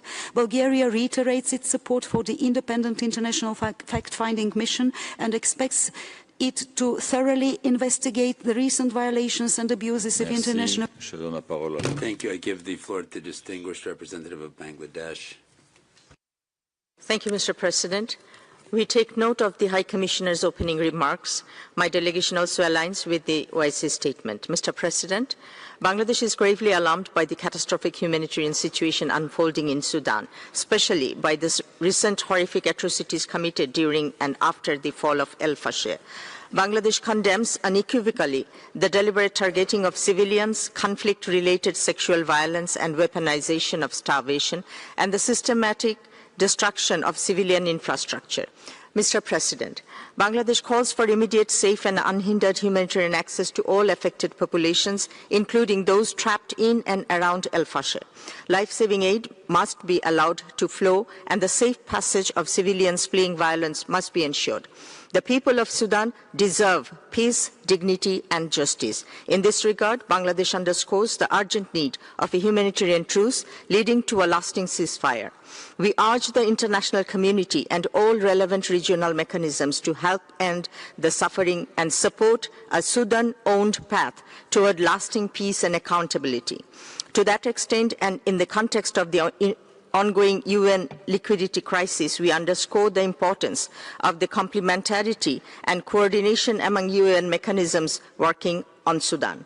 Finally, Bangladesh stands in unwavering solidarity with the people of Sudan and reaffirm the commitment to the sovereignty, unity and territory. Thank you. I give the floor to the distinguished representative of Morocco. Thank you, Mr. Chair. We would like to express our deep concern regarding the situation in the brotherly country of Sudan following the atrocities in al-Fashir. We condemn the violations against innocent civilians, namely women and children. We express our full solidarity with brotherly Sudan in these dire situations, and we are ready to support them to overcome this crisis. In this critical context, we call upon the international community to support to provide humanitarian assistance and to alleviate the suffering of the civilians, namely in the face of malnutrition and scarcity of drinking water. We reiterate our call to support the efforts of supporting the national institutions, relaunching the national dialogue and reconciliation away from any foreign interference that could aggravate tensions and destabilize the whole region. Finally, we reiterate our support to initiatives aiming at finding a solution to the root causes of this conflict to preserve national sovereignty and territorial integrity of brotherly Sudan. Thank you, Mr. Chair. Thank you. I give the floor to the distinguished representative of the Gambia. Thank you, Mr. President. The Gambia aligns with the statements delivered on behalf of the African Group and the OIC. We join Council members in condemning the shocking human rights atrocities in and around al-Fashir, which has worsened the already dire condition of the ordinary people of the region, especially women and children. Therefore, this special session is an opportunity for the Council to live up to its mandate of protecting victims of human rights violations and abuses and holding perpetrators accountable. In this regard, we believe that our response in this special session must remain victim-centered with a view to restoring the dignity, safety and rights of victims and survivors of these atrocities and ensuring unhindered humanitarian access. We further emphasize that a sustainable solution-oriented outcome requires full complementarity with the ongoing efforts of the African Union and IGAD to de-escalate and arrive at a durable political settlement in full respect for the sovereignty, independence, unity and territorial integrity of Sudan. Thank you, Mr. President. Thank you. I give the floor to the distinguished representative of Vietnam. Mr. President, Vietnam shares deep concern about the grave humanitarian situation and serious human rights violations in al-Fashir, Sudan. We strongly condemn all acts of violence against civilians, emphasize the respect of international humanitarian law, and stress the need to protect civilians, especially women and children, as well as safeguard essential infrastructure and services, including hospital, water supplies, and humanitarian facilities vital to human life. We call for the immediate cessation of hostilities and a peaceful solution to the conflict. All parties must create favorable conditions for the safe and unhindered delivery of humanitarian aid to affected populations. Vietnam supports a comprehensive approach to peace that is Sudanese-led, with the support of regional actors, especially the African Union, and with full respect for the sovereignty, territorial integrity, and unity of Sudan. The international community should identify and accompany Sudanese-led effort for lasting and peace and stability. I thank you. Merci. Je donne la parole. Thank you. Give the floor to the distinguished representative of Malawi. Mr. President, Malawi aligns with the statement delivered by Ghana on behalf of the Africa Group. My delegation expresses solidarity with the people of Sudan, more specifically the civilians in al-Fashir, who are being subjected to gross human rights violations and abuses. We welcome the multiple initiatives aimed at ending the conflict in Sudan, including various commitments made towards ceasefire and the protection of civilians, such as the Juba Declaration and the Jeddah Declaration of Commitment to protect the civilians of Sudan. We also take note of the commitment of the Sudanese government that its judicial authorities will continue with the investigation throughout Sudan, including in al-Fashir. Mr. President, it is important to address the situation in a balanced manner by promoting peace and reconciliation, observing impartiality, incorporating and supporting national and regional initiatives, and also respecting humanitarian law. We call upon all parties to the conflict to take tangible steps to implement all commitments, and we urge the international community to continue with the efforts to end this conflict by providing all required support in building ongoing initiatives, including the AU roadmap for the resolution of the Sudan crisis. I thank you. Merci. Nous allons maintenant. Thank you. We'll now move to the list of speakers from Council observers, and I give the floor to the Minister of State of the United Kingdom for a video statement. The violence and targeting of civilians in al-Fashir by the Rapid Support Forces is appalling. The reporting is horrific. Ethnically motivated killings, executions, starvation, and rape as a weapon of war. These are not isolated incidents. Ongoing impunity and reticence from the international community means Sudan is facing the largest humanitarian crisis of the 21st century. Famine continues to spread, yet both the Sudanese armed forces and the Rapid Support Forces continue obstructing aid from reaching the 30 million people in need. The UK has announced an additional £5 million in humanitarian support, bringing our aid this year to £125 million. But aid is not enough. The guns must fall silent. We need a renewed push for peace, backed by global cooperation through the Quad and the United Nations. There must be accountability in Sudan, and that is not possible without facts. The fact-finding mission is pivotal to establishing the facts needed to hold perpetrators to account for these horrific crimes. I urge this Council to show the Sudanese people that they are not forgotten. Merci. Je donne la parole au Thank you. I give the floor to the distinguished representative of the United Arab Emirates. Mr. President, the horrors on the ground only confirm there is no military solution to this civil war. The Quad's joint statement, achieved thanks to U.S. leadership, provides a definitive roadmap to end this conflict, a humanitarian truce leading immediately to a permanent ceasefire, and a transition to an independent civilian-led government not controlled by either warring party. The UAE condemns attacks against civilians by the RSF in al-Fashir and by the two warring parties across Sudan. We urge the SAF and the RSF to immediately cease all attacks against the civilian population, which constitute grave violations of international humanitarian law. The warring parties must halt their obstruction of humanitarian access, and the international community must ensure that those responsible for atrocities are held accountable without exception. Regrettably, the warring party represented in this session continues indiscriminate attacks on markets, villages and hospitals amid a famine, while ignoring international calls for a truce, prolonging the conflict, and weaponizing humanitarian access. This is nothing new, as they have harbored terrorists and sheltered individuals indicted for genocide. We've always stood in solidarity with Sudan, from its darkest moments to those of greatest hope. We recently pledged an additional $100 million to support urgent humanitarian operations in al-Fashir, and we are prepared to do more to support humanitarian response. I thank you, Mr. President. Merci, je donne la parole. Thank you. I give the floor to UN Women. Chair, the war in Sudan, it is a war on women. It demands the world's immediate and decisive action. Nearly 11 million women and girls are acute food insecure, and starvation is used as a weapon of war. Health services have collapsed, and in Darfur, over 80% of medical facilities have been shut down, leaving women facing acute maternal risks behind. Women and girls in Sudan, they face horrific violence, including rape, sexual slavery, and forced marriage in and around al-Fashir, North Darfur, and the Kordofan region. This cycle of violence must end. Perpetrators must be held accountable, and survivors must have access to justice and comprehensive services. UN Women commends the fact-finding mission for its work in documenting sexual and gender-based violence, and we stand ready to support the fact-finding mission's continued efforts to document these crimes and violations and to ensure they are fully reflected in the investigations reporting, including as called for in the resolution tabled here at the Council today.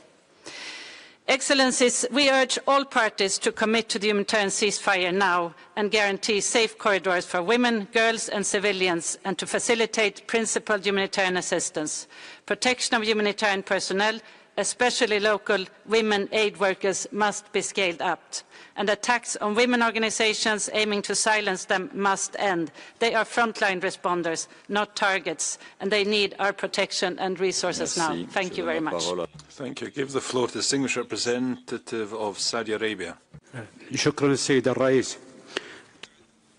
Thank you, Mr. Chair. We express our deep concern and condemnation of the serious humanitarian violations during the latest attacks by the RSF on al-Fashir.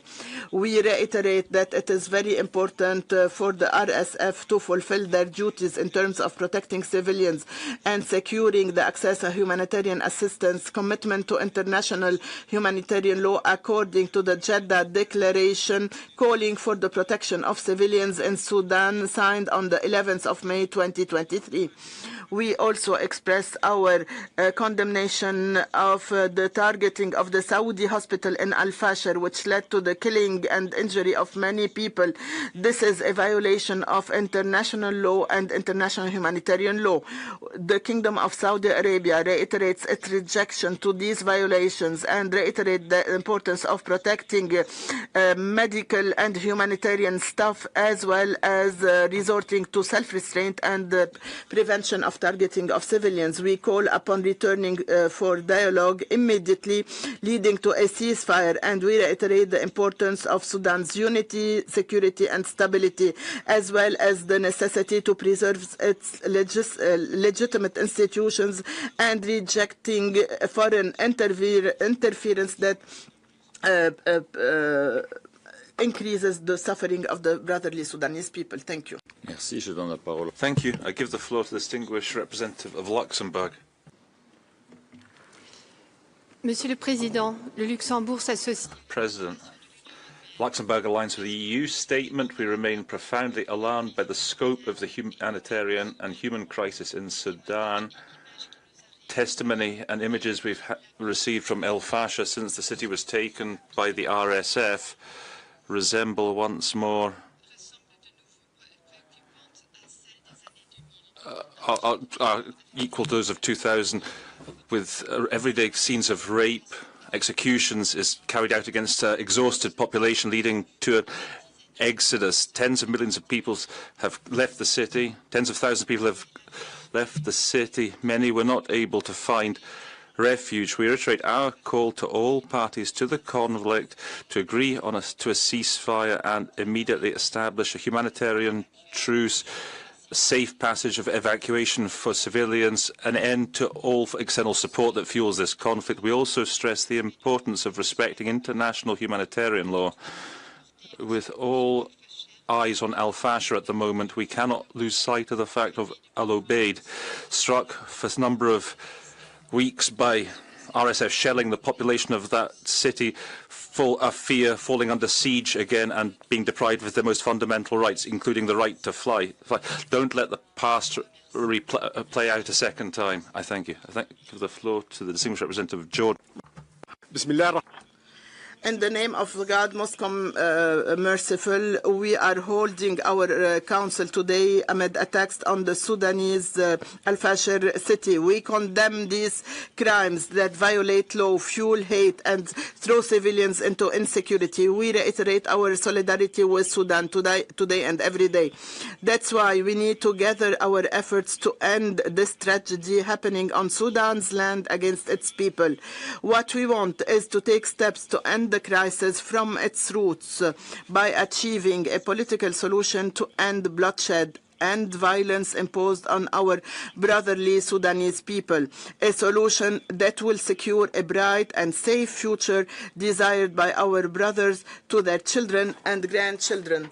Mr. Chair, we support all regional international efforts as the efforts of the Quad, and we reiterate the need to de-escalate, to protect civilians and humanitarian staff, and to facilitate the work of humanitarian organizations. Finally, our brotherly country of Sudan deserves to enjoy peace and security, to end the suffering of its people, to respect its sovereignty and territorial integrity, and that should be the light that will guide us in our efforts to a solution. Thank you, Mr. Chair. Thank you. I give the floor to the distinguished representative of Slovakia. Thank you, President. Slovakia aligns itself with the EU statement. We are deeply concerned by the continuing escalation of violence and the catastrophic humanitarian situation in Sudan. We condemn in the strongest possible terms the acts of violence perpetrated by the RSF in al-Fashir and other areas, including deliberate attacks on civilians. These atrocities constitute crimes against humanity, and the perpetrators must be held fully accountable. Justice and accountability are essential to break the cycle of impunity and to lay the foundation for a lasting peace. We deplore the dire humanitarian conditions across most of Sudan. Millions of people are in urgent need of assistance. Access to food, water and essential services remains severely limited. Slovakia welcomes and supports all international efforts aimed at alleviating human suffering, including initiatives focused on protecting and maintaining critical civilian infrastructure. Our actions should focus on supporting the Sudanese people, protecting their fundamental rights and preserving prospects for a future partnership with a democratic Sudan. Slovakia reaffirms that the protection and promotion of human rights must remain a priority in all efforts to address the crisis. We stand ready to work with partners to ensure justice for victims and to support mechanisms that uphold accountability. I thank you. Thank you. I give the floor to the distinguished representative of Egypt. Egypt follows with concern the situation in al-Fashir, tragic events threatening the fabric of the brotherly Sudan and deepening the suffering of people with whom we share kinship, history and fate. This is a violation of human rights and human dignity. We condemn in the strongest terms the crimes and violations against civilians by the RSF, and we call upon this Council to shoulder its responsibility to ensure accountability, to protect civilians from these escalations, especially women and children who pay the highest price for this catastrophe. We stress, we say it loud and clear, the Sudan should be united and strong with sovereign territory and sovereign decisions without any imposition of any external interference. We need to start a humanitarian path to allow humanitarian access and to protect civilians, to start a permanent ceasefire, to start a Sudanese-owned and led political process, to keep the institutions of the Sudan without any external interference. Egypt has always stood with the Sudanese people in all the crises. Sudan will remain united and strong, and Egypt will stand in solidarity with the Sudan until it brings back its stability, security and peace. Thank you. Thank you. I give the floor to the distinguished representative of Monaco. Thank you, President. The Principality of Monaco is profoundly troubled by the alarming situation in the city in and around al-Fashir. Grave human rights and IHL violations have been perpetrated in recent weeks. some could be tantamount to war crimes or crimes against humanity, Monaco urges all parties to end the violence and commit to a political dialogue with a view to a negotiated solution. We reiterate also our call for immediate unhindered humanitarian access, as well as for full respect of IHL. Given the gravity of the situation, the Principality of Monaco has supported the convening of this session and co-sponsors the draft resolution before the Council for an independent investigation to be carried out and for accountability to be established. Finally, Monaco expresses its solidarity with the Sudanese people and reiterates its support to all efforts towards restoring peace and stability in that country. Thank you. Merci. Thank you. I give the floor to the distinguished representative of Ireland. Mr. President, Ireland aligns with the EU statement and with the joint statement of the core group on Sudan. We are horrified by the reports of large-scale ethnically motivated atrocities in al-Fashir committed by the RSF and the intensifying attacks in North Darfur and in the Kordofan region, including summary executions and sexual and gender-based violence.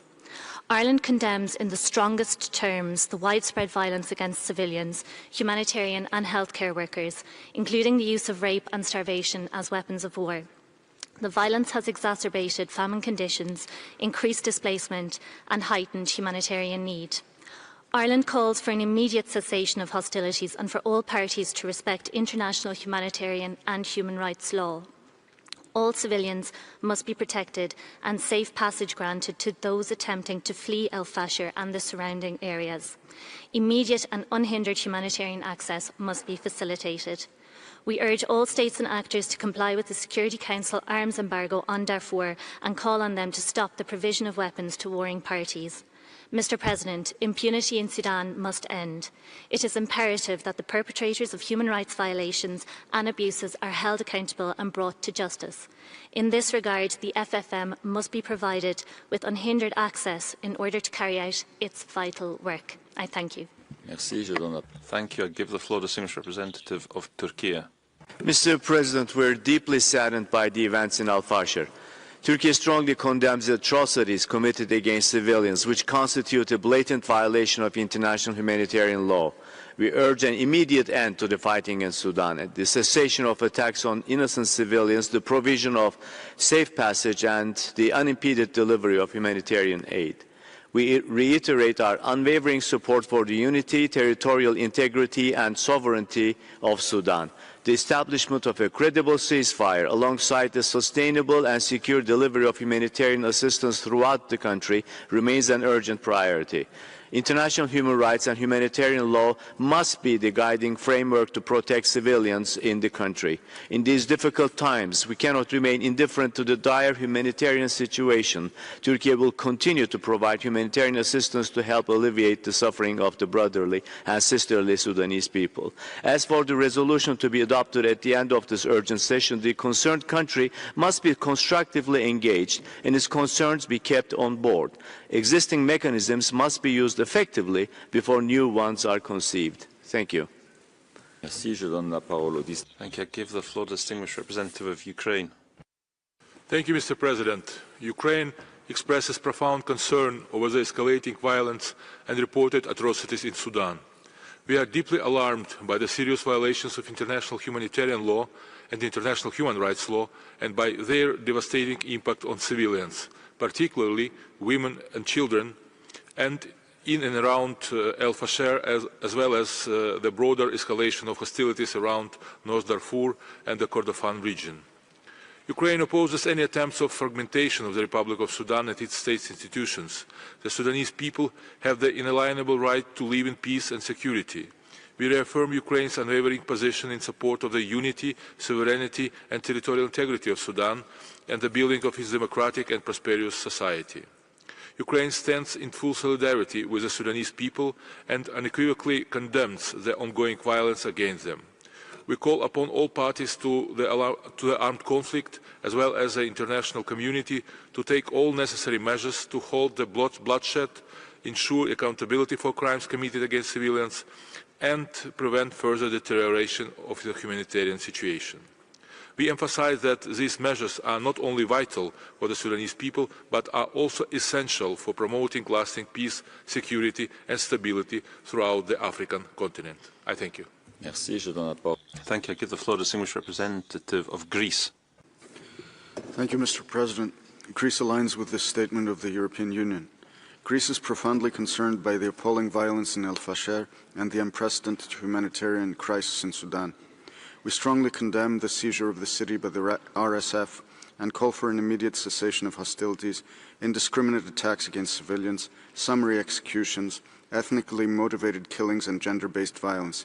We particularly condemn the systematic and targeted violence against women and children. These appalling violations of international humanitarian and human rights law must be subject to thorough investigation. Accountability remains essential. We support the work of the UN fact-finding mission to ensure impartial documentation and prosecution of these crimes. Greece reaffirms its commitment to Sudan's sovereignty, unity and territorial integrity and supports calls for an immediate ceasefire, the establishment of safe humanitarian corridors and the provision of safe passage for civilians. Compliance of all parties with international humanitarian and human rights law is imperative. We call on all third actors to halt the transfer of weapons and fighters into Sudan and to support the coordinated diplomatic framework of the UN, AU, IGAD and the League of Arab States.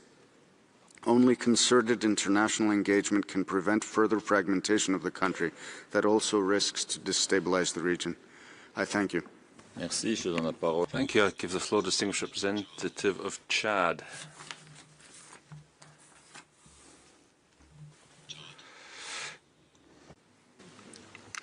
Merci. Thank you, President. Chad aligns with the statements delivered by the groups it belongs to, expresses its profound concern at the armed conflict underway, which is ravaging Sudan, a brother country, and we reiterate our solidarity with our kinfolk in Sudan, our brother people. Chad expresses its indignation and firm condemnation of all human rights violations, violations of IHL, wheresoever or by whomsoever committed. We call for respect of those rights in line with applicable international obligations under international law. Chad remains convinced that only a negotiated political solution by all the sons and daughters of Sudan can lead to a lasting peace. We reiterate our appeal for a cessation of hostilities and for the search for pacific solutions through dialogue. Chad supports all mechanisms that contribute to protecting, preserving and bolstering human rights. We reaffirm our commitment to Sudan's sovereignty and reiterate that the consent of the country concerned remains a key element in the successful implementation of the mandate of any mechanism. The full version of this statement will be uploaded on the extranet. Thank you. Thank you. I give the floor to the distinguished representative of Liechtenstein. Mr. President, Liechtenstein thanks the speakers for their most sobering reports on the horrifying humanitarian and human rights situation in the Sudan, with tens of thousands of civilians remaining trapped in al-Fashir and enduring constant attacks, hunger and despair, while humanitarian relief continues to be denied. We call on all actors to fully commit to the responsibility to protect and to ensure that no mass atrocities can take place in the Sudan. An arms embargo is in place, but weapons continue to flow into the country, wreaking havoc and perpetuating the conflict. We urge all actors to strictly adhere to the embargo to protect civilians from further bloodshed. Mr. President, the situation shows the continued relevance of the referral made by the UN Security Council to the International Criminal Court. Last month, ICC judges convicted a Janjaweed leader for serious crimes committed in Darfur. This month, the Office of the Prosecutor expressed deepest concerns over recent reports emerging from al-Fashir about mass killings, rapes, and other crimes committed during the attacks by the Rapid Support Forces. These attacks, if substantiated, could amount to war crimes and crimes against humanity under the Rome Statute. The people of Sudan deserve an end to this man-made catastrophe. Let us ensure collectively that humanity prevails. I thank you, Mr. President. Merci. Je donne la parole. Thank you. I give the floor to UNICEF. Mr. President, UNICEF urges immediate and decisive action in response to the rapidly deteriorating security and humanitarian situation in and around al-Fashir. In recent weeks, thousands of families have fled al-Fashir, yet tens of thousands remain trapped, facing atrocious conditions that defy comprehension. Acute food insecurity is rapidly worsening, with famine declared in both al-Fashir and Kadugli. Children are being killed and injured, subjected to rape and other forms of sexual violence, and are recruited and used by parties to the conflict. These are grave violations and an assault on children's rights. Civilians who manage to escape arrive severely malnourished, distressed, and often with physical injuries, many with nothing but clothes on their backs. They reach overcrowded, under-resourced displacement sites and host communities in North Darfur. UNICEF and partners have identified hundreds of unaccompanied and separated children. Access to confidential, survivor-centered services remain extremely limited. Urgent scale-up is needed for healthcare, psychosocial support, and protection. UNICEF calls on all parties to immediately end and prevent further violations and to comply with their obligations under international humanitarian and human rights law.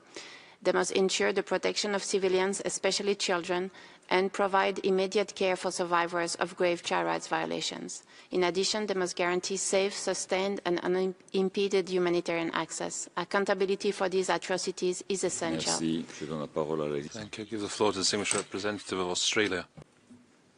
Thank you, President. Australia is appalled by the rapidly deteriorating situation in Sudan.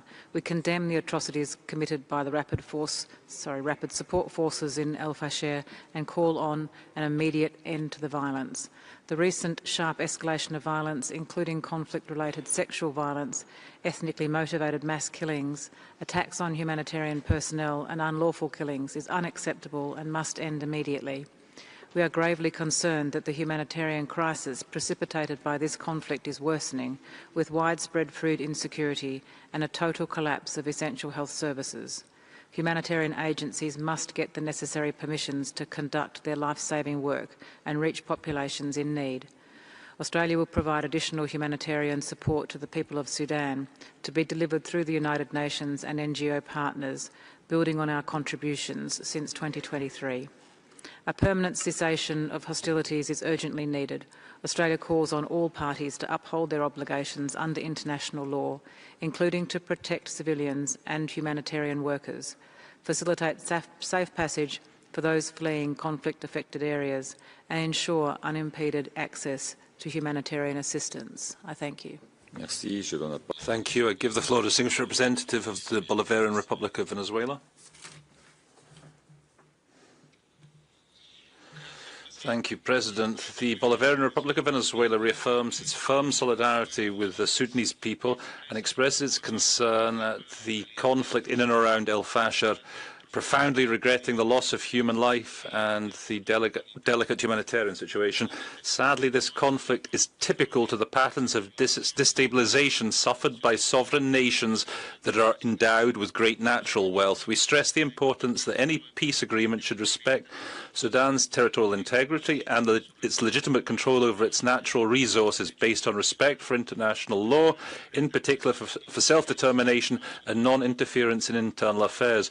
We stress that cooperation and technical assistance are tools that can contribute to improving the human rights situation, provided they have the consent of the state concerned and respect its sovereignty and territorial integrity. In that regard, we value the mediation led up by the African Union with the active participation of the country concerned.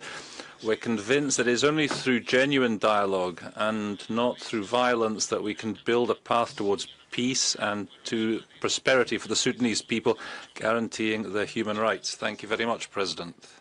Thank you. I give the floor to the Distinguished Representative of Canada. Thank you, Mr. President. We strongly condemn reports of atrocities committed by the Rapid Support Forces in al-Fashir. The massacre of 460 civilians at the Saudi maternity hospital exemplifies a blatant disregard for international humanitarian and human rights law. This is not an isolated case. Sudan faces widespread famine, conflict-related sexual violence, and targeted attacks on civilians.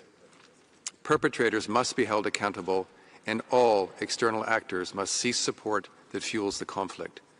Canada calls on all parties to respect their obligations under international humanitarian and human rights law, including the protection of civilians. We call on the parties to ensure rapid, unimpeded humanitarian access and to commit to an immediate and permanent ceasefire.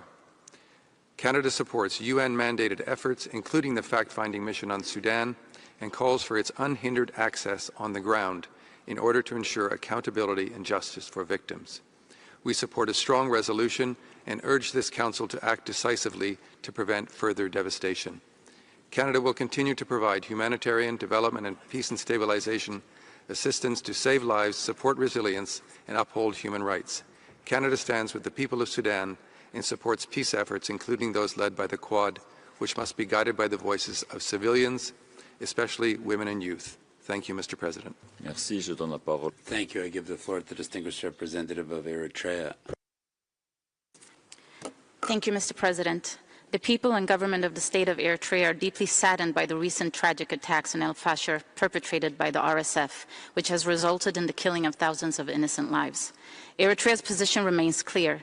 The escalation of this conflict has been exacerbated by the involvement of external actors whose motives have no place in the political future of the Sudanese people. Ultimately, a Sudanese-owned inclusive political process is the only way out from the current crisis. Holding a special session merely for the sake of formality will not bring tangible relief to the people of Sudan who continue to suffer from this devastating conflict, nor will statements made here today on their own advance accountability and justice. What is urgently needed is a genuine commitment and direct engagement with the government of Sudan and to forge a roadmap agreed with the Sudanese government. It is our view that the approach taken by the initiators of this special session fails to adequately reflect these essential considerations. In this regard, it is deeply regrettable that the penholders have shown such disregard for Sudan's position. Finally, Eritrea reaffirms its strong commitment to Sudan's sovereignty, territorial integrity, and unity, and rejects any attempts of creating a parallel government. I thank you, Mr. President. Merci. Thank you. I give the floor to the distinguished representative of Pakistan.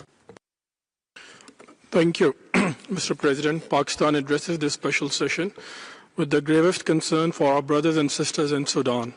We condemn in the strongest terms the atrocities perpetrated by the paramilitary RSF and its auxilia during its assault on al-Fashir in clear violation of Security Council resolutions, including Resolution 2736, which called on RSF to lift its siege on al-Fashir.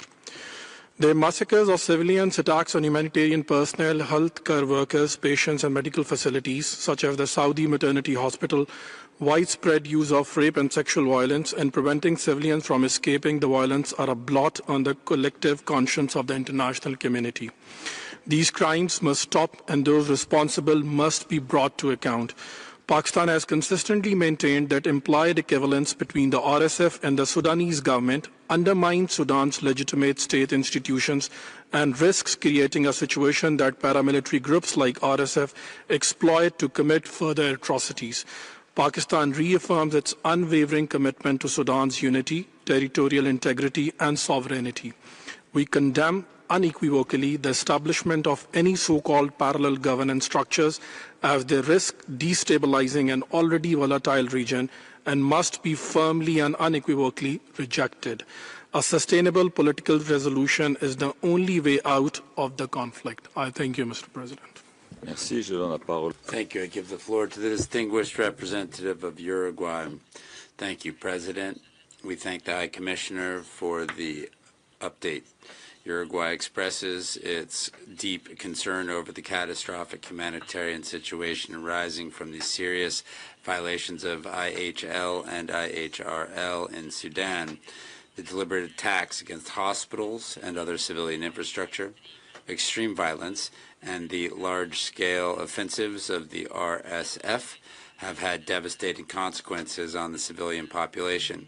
This is particularly so for women and girls, causing many victims and forced disappearance, or rather displacement, rectifies the interpreter. Uruguay also condemns strongly the atrocities committed by the RSF in and around al-Fashir, and including summary executions, torture, and ethnically motivated detentions. We call for a immediate and total and unconditional ceasefire and a guarantee of rapid, safe, and unhindered humanitarian access. Uruguay underscores the need for accountability for all violations and compliance with the Security Council and Human Rights Council resolutions that will bring lasting peace and end to the suffering of the Sudanese people. Thank you very much.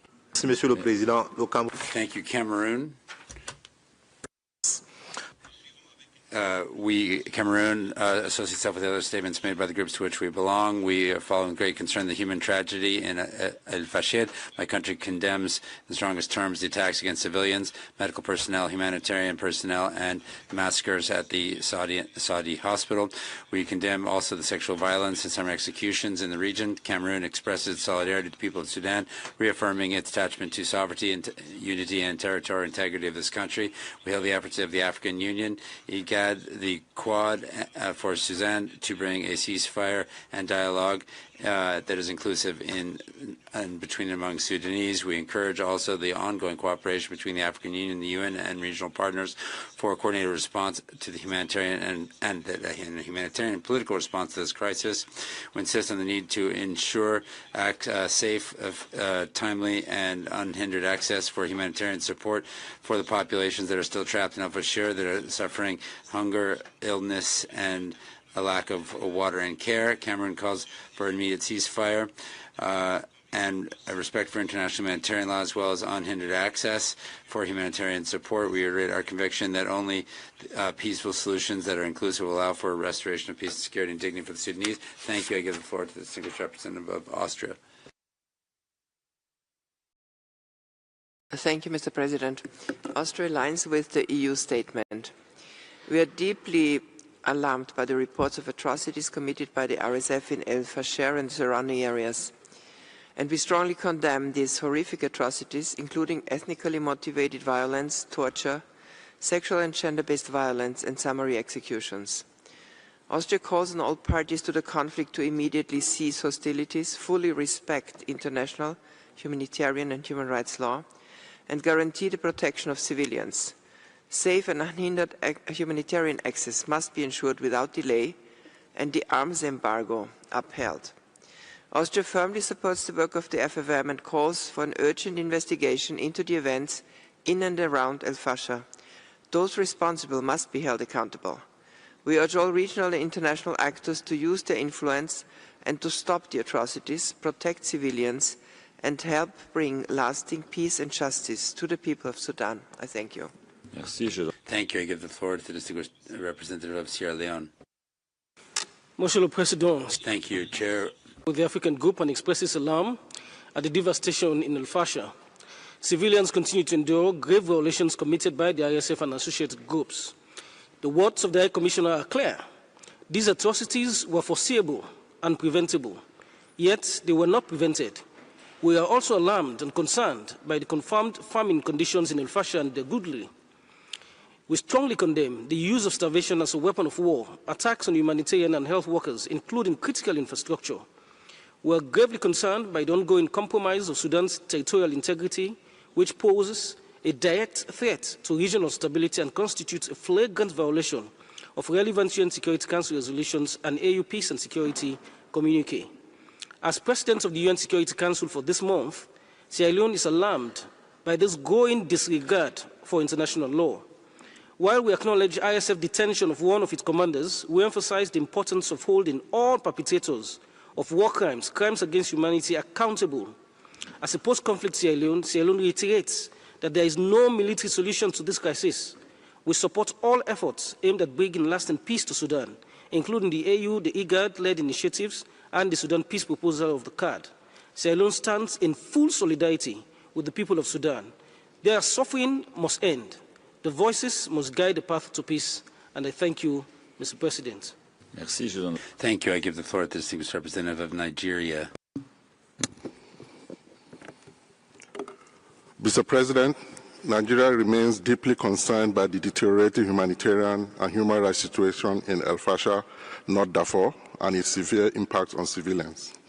Nigeria affirms the position of the AU Peace and Security, which strongly condemns the attack and atrocities of the paramilitary RSF against civilians, as well as the destruction of infrastructure and obstruction of humanitarian assistance.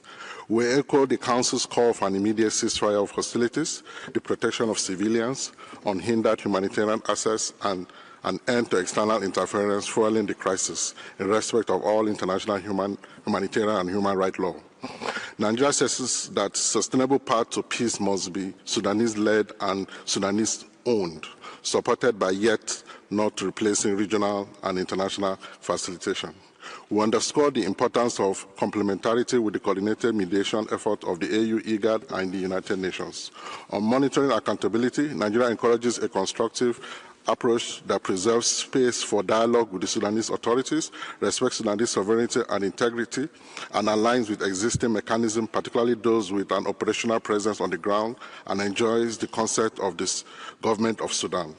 Finally, Nigeria reiterates its solidarity with the people of Sudan and remains committed to working with all stakeholders to support peace, stability, and return to an inclusive and civilian-led process. I thank you. Thank you. I give the floor to the distinguished representative of Slovenia. Mr. President, Slovenia aligns with the EU statement. Al-Fashir and southwestern Sudan stands as tragic examples of human rights violations and abuses committed against innocent civilians, especially women, children, persons with disabilities and older persons. The atrocities perpetrated by rapid support forces demonstrate a total disregard of international humanitarian and human rights law. The attack on the Saudi maternal hospital is shocking to the core. We condemn deliberate obstruction of humanitarian access, which is deepening famine-like conditions and health crises. We call on all parties to lift sieges, open humanitarian corridors, and allow safe and unhindered passage for civilians and humanitarian aid. We call on external actors to cease all actions that fuel or prolong the conflict, and call on states with influence to use their leverage to bring the parties back to dialogue. Widespread impunity is a breeding ground for violence leading to war crimes and crimes against humanity, such as weaponization of starvation, rape and sexual violence, and ethnically motivated killings. We urge all states to cooperate with the ICC in ensuring accountability for atrocities in Sudan. Mr. President, Slovenia calls on parties to the conflict to immediately cease hostilities in accordance with relevant United Nations Security Council resolutions and to respect international law. I thank you. Thank you. I give the floor to the distinguished representative of Zambia. President, Zambia is deeply concerned by the worsening humanitarian and human rights situation in and around al-Fashir. We are appalled by the growing number of civilian casualties, the destruction of civilian infrastructure, and the reported attacks on humanitarian workers who risk their lives to deliver life-saving assistance. We call on all parties to immediately cease hostilities and to ensure the full, safe, and unimpeded passage of humanitarian aid to affected populations. Civilians must never be targets, and humanitarian actors must be protected at all times. Zambia reaffirms its support for accountability and justice for all violations of international human rights and humanitarian law. We note that the independent international fact-finding mission on Sudan already possesses a broad mandate to document atrocities and cooperate with relevant judicial mechanisms. We therefore encourage the mission to prioritize urgent reporting on the situation in Darfur within its existing framework and resources. We stress that peace, not publicity, must be the central outcome of any international initiative. Zambia further calls for continued coordination among the African Union, the Arab League, and the United Nations to ensure a coherent and African-led response. In conclusion, we urge all parties and the international community to place the protection of civilians, the preservation of humanitarian space, and the restoration of peace at the center of collective efforts. We express our solidarity with the Sudanese people. I thank you, Mr. President. Thank you. I give the floor to the distinguished representative of Malaysia. Mr. President, Malaysia associates itself with the statement of the OIC. Malaysia is gravely concerned over the intensifying conflict and the deteriorating humanitarian situation in Sudan's Darfur region. We are horrified by the reports of atrocities, mass killings, and large-scale displacement across the country, which constitute outright violations of international law, including international humanitarian and human rights law. The abuses of human rights in al-Fashir and other conflict-affected areas, including indiscriminate attacks and the targeting of civilians and civilian infrastructure, are deeply alarming. These senseless acts of extreme violence must be stopped immediately. Malaysia calls on all parties to the conflict to cease hostility and fully comply with their obligations under international law. We further urge all parties to guarantee safe, rapid, and unimpeded delivery of humanitarian assistance. Mr. President, the conflict in Sudan will never be resolved through military confrontation. All parties must engage in inclusive dialogue and return to the negotiating table to rebuild trust and to restore peace and stability in the country. Malaysia remains in solidarity with the people of Sudan and will continue to support efforts towards achieving a peaceful solution to the ongoing conflict. I thank you. Merci, thank you. I give the floor to the distinguished representative of Iraq. Thank you. President Iraq wishes to express its firm condemnation of the massacres and attacks in al-Fashir and Sudan, as well as the suffering, the human suffering, and the innocent victims. Iraq deplores all attempts to destabilize the Sudanese state and to attack the rule of law in that country. We warn of attacks that seek to bring political or geographic division of the country. Our country would like to express its support to Sudan, that they adopt dialogue as a solution to the conflict and to reach peace. We express our support for this approach of dialogue, national dialogue, aiming to put an end to political instability for the people of Sudan. We fear that ongoing conflict can only bring increased victims among civilians, particularly women and children, the elderly, and others that find themselves among the most vulnerable, as well as the destruction of infrastructure necessary for life of the Sudanese people, a sister nation. This exposes them to long-term damages that threaten peace and stability. We call upon the international community to support the transition process, to respect the sovereignty and territorial integrity and non-interference in its domestic affairs, and to respect the choices of its country, of its people. Thank you. Thank you. I give the floor to the distinguished representative of Malta. Thank you, Mr. President. Malta aligns itself with the statement by the EU. We deplore the severe human rights violations in al-Fashir, which have exacerbated following the RSF offensive. Malta condemns all attacks on civilian populations, humanitarian personnel, and critical infrastructure. The use of sexual and gender-based violence is abhorrent and must cease immediately. Malta is particularly and deeply concerned by reports of such violence against women and girls. We underline that all parties to the conflict must abide by their obligations under international law. In this regard, we thank the High Commissioner and his office for their continued attention to this tragic situation and for the direct appeals of 27 and 31st October, reminding RSF commanders of their obligations under international humanitarian law to ensure the protection of civilians and to ensure the passage of essential supplies and humanitarian assistance. Malta's support to the fact-finding mission and special procedures and their work is maintained unreservedly. We call upon all parties to the conflict to cease all hostilities and violations of international humanitarian law and to hold perpetrators accountable for their actions.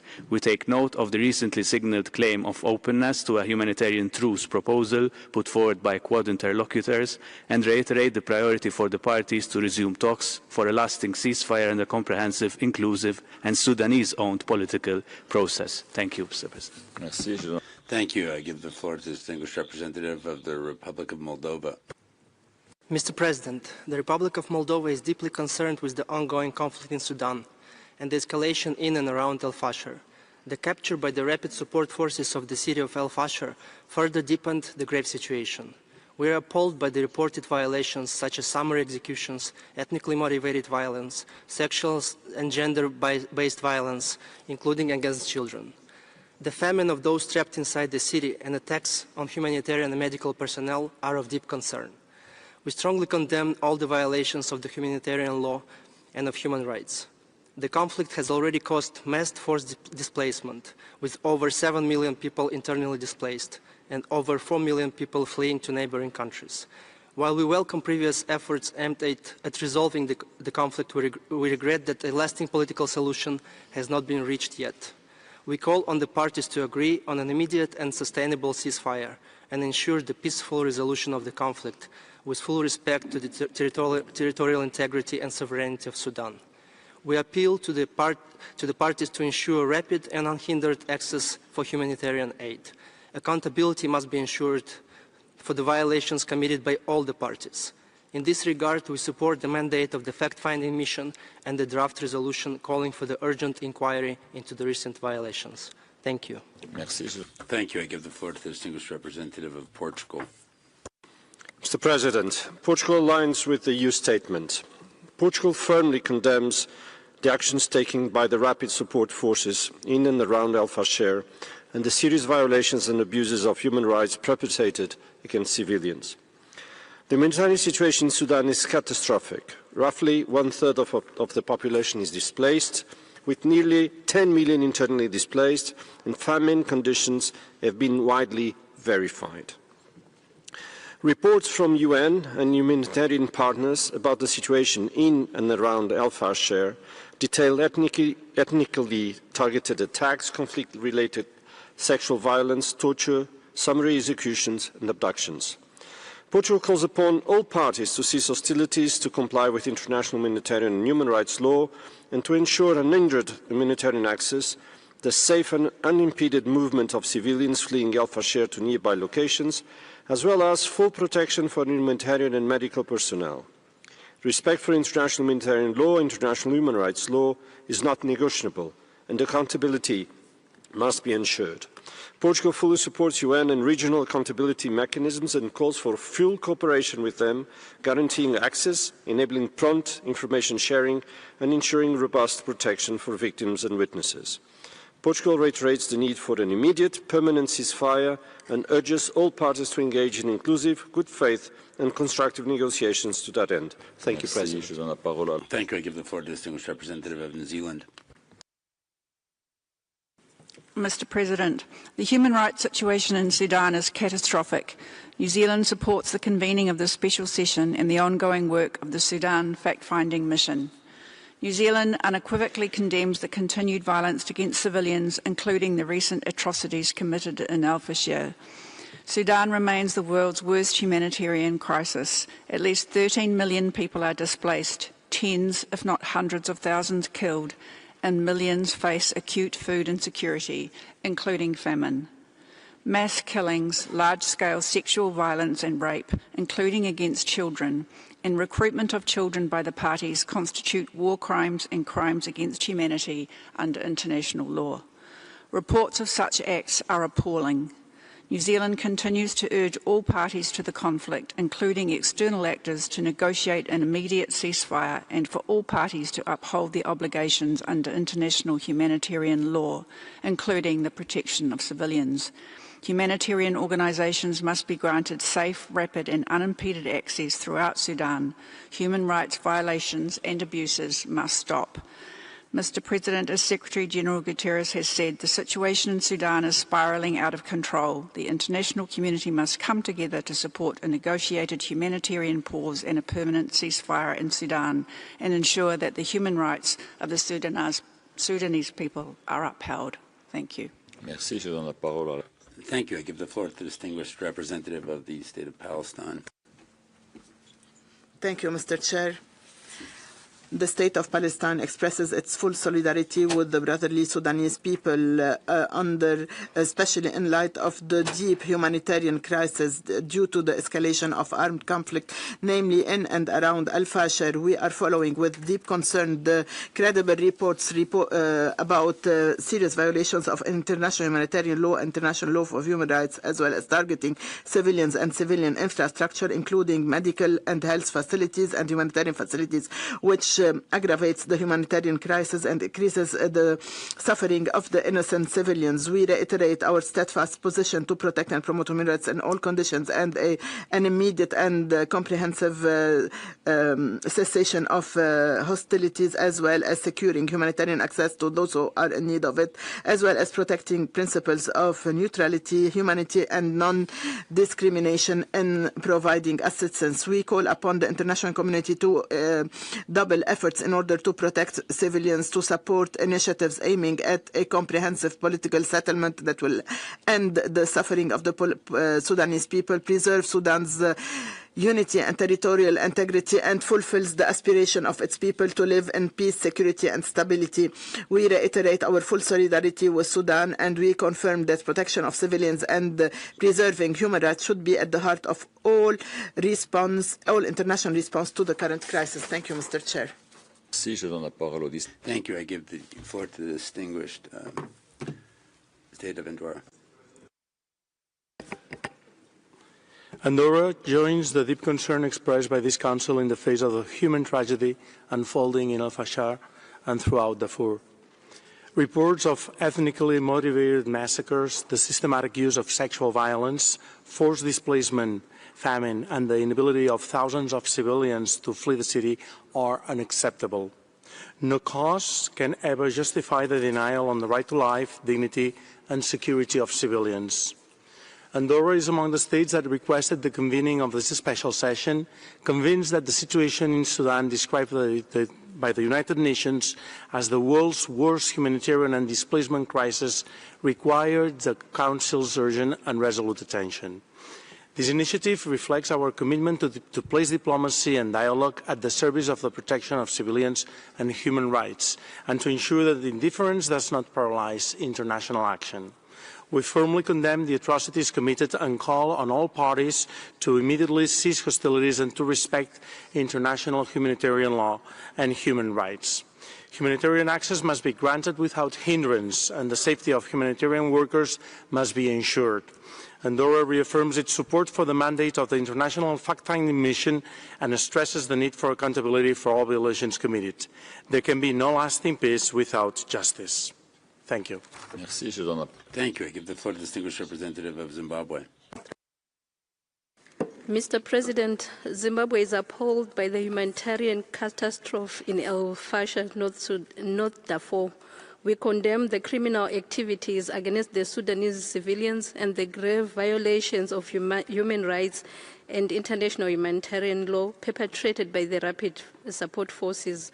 We also condemn all forms of external interference that continue to exacerbate the Sudanese conflict in direct violation of the AU and the UN Security Council resolutions.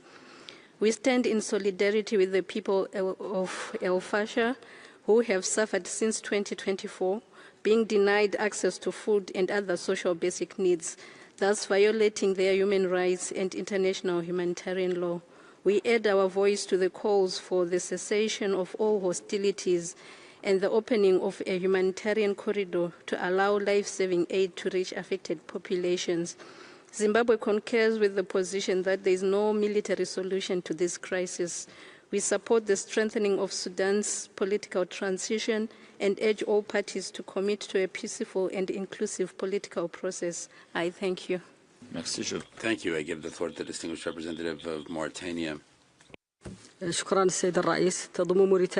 Thank you, President. Mauritania associates itself with a statement made on behalf of the Arab group and the International of Islamic Cooperation, Organization of Islamic Cooperation. We would like to note that the dramatic humanitarian situation and human rights situation.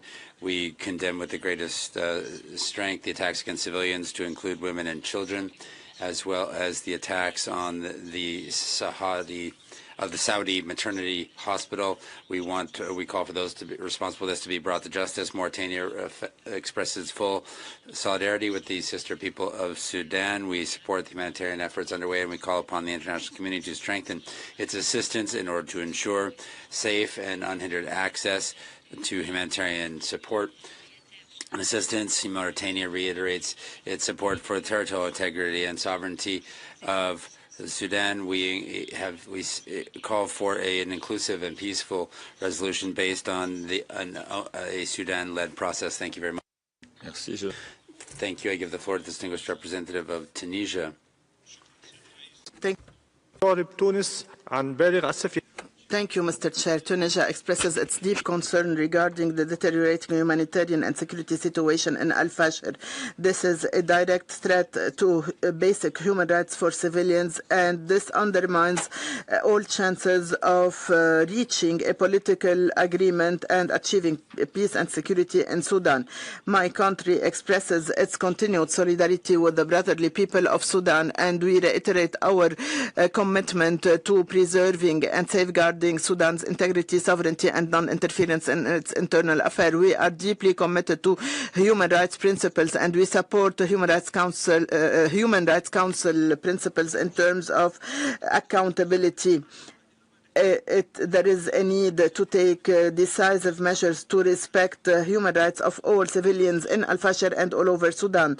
We consider that the current situation calls for working on an immediate ceasefire and urgent truce in order to facilitate humanitarian access to those who deserve it and fulfill the terms of the Jeddah Agreement to protect civilians. We call upon the international community, Human Rights Council, to redouble their efforts in order to find a solution to human rights violation in Sudan, as well finding an environment that is conducive for preserving the human rights and dignity of all Sudanese. Thank you, Mr. Chair. Merci. Thank you. I give the floor to the distinguished representative of Croatia. Thank you, Mr. President. Croatia aligns itself with the EU statement. Croatia is gravely concerned about the ongoing war in Sudan and appalled by the reports of atrocities committed recently in al-Fashir by the rapid support forces, targeting civilians, including ethnically motivated violence and killings, conflict-related sexual violence and starvation. We call for the immediate stop of all violations and call all parties to the conflict to respect their obligations under international humanitarian law. Equally important, we call all external actors to immediately cease their support to the warring parties and to comply with the UN embargo. Their responsibility to ending the conflict is significant. Croatia urges all parties to the conflict and international actors to engage constructively in ceasefire negotiations, enabling humanitarian access and setting the preconditions for peace.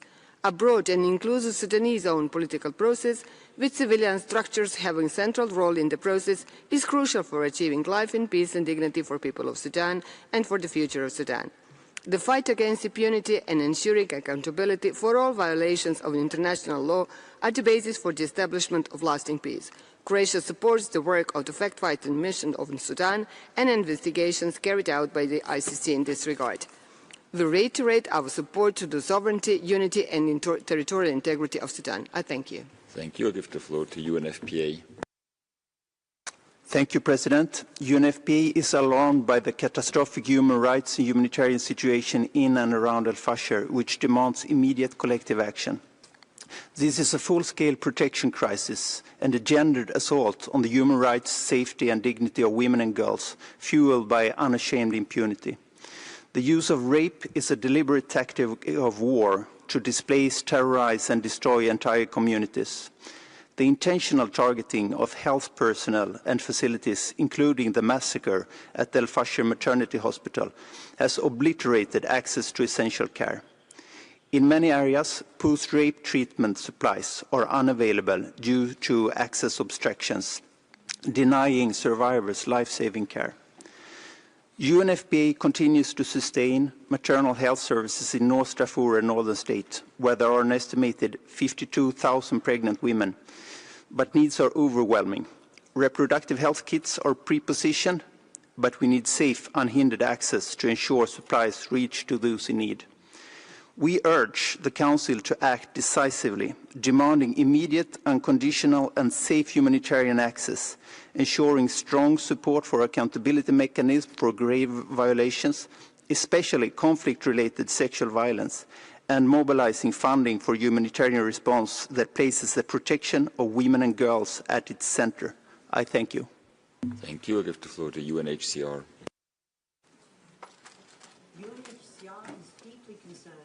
UNHCR is deeply concerned at the horrific situation facing hundreds of thousands of civilians who remain in al-Fashir, as well as those who are trying to flee the city in the face of life-threatening risk.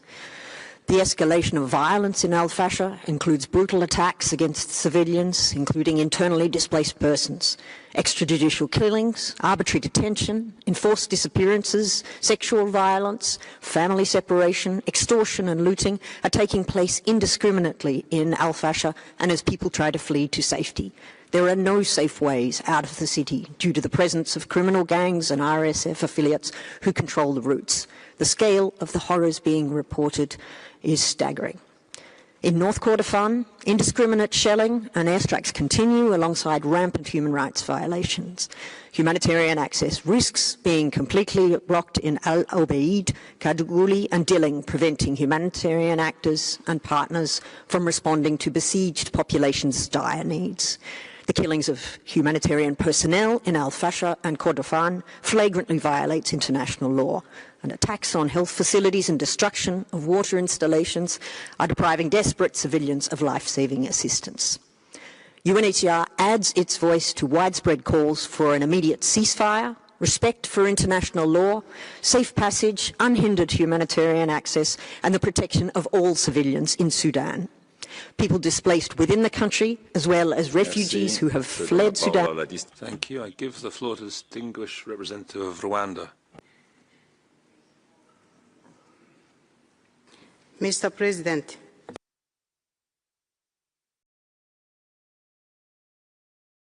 The microphone, please.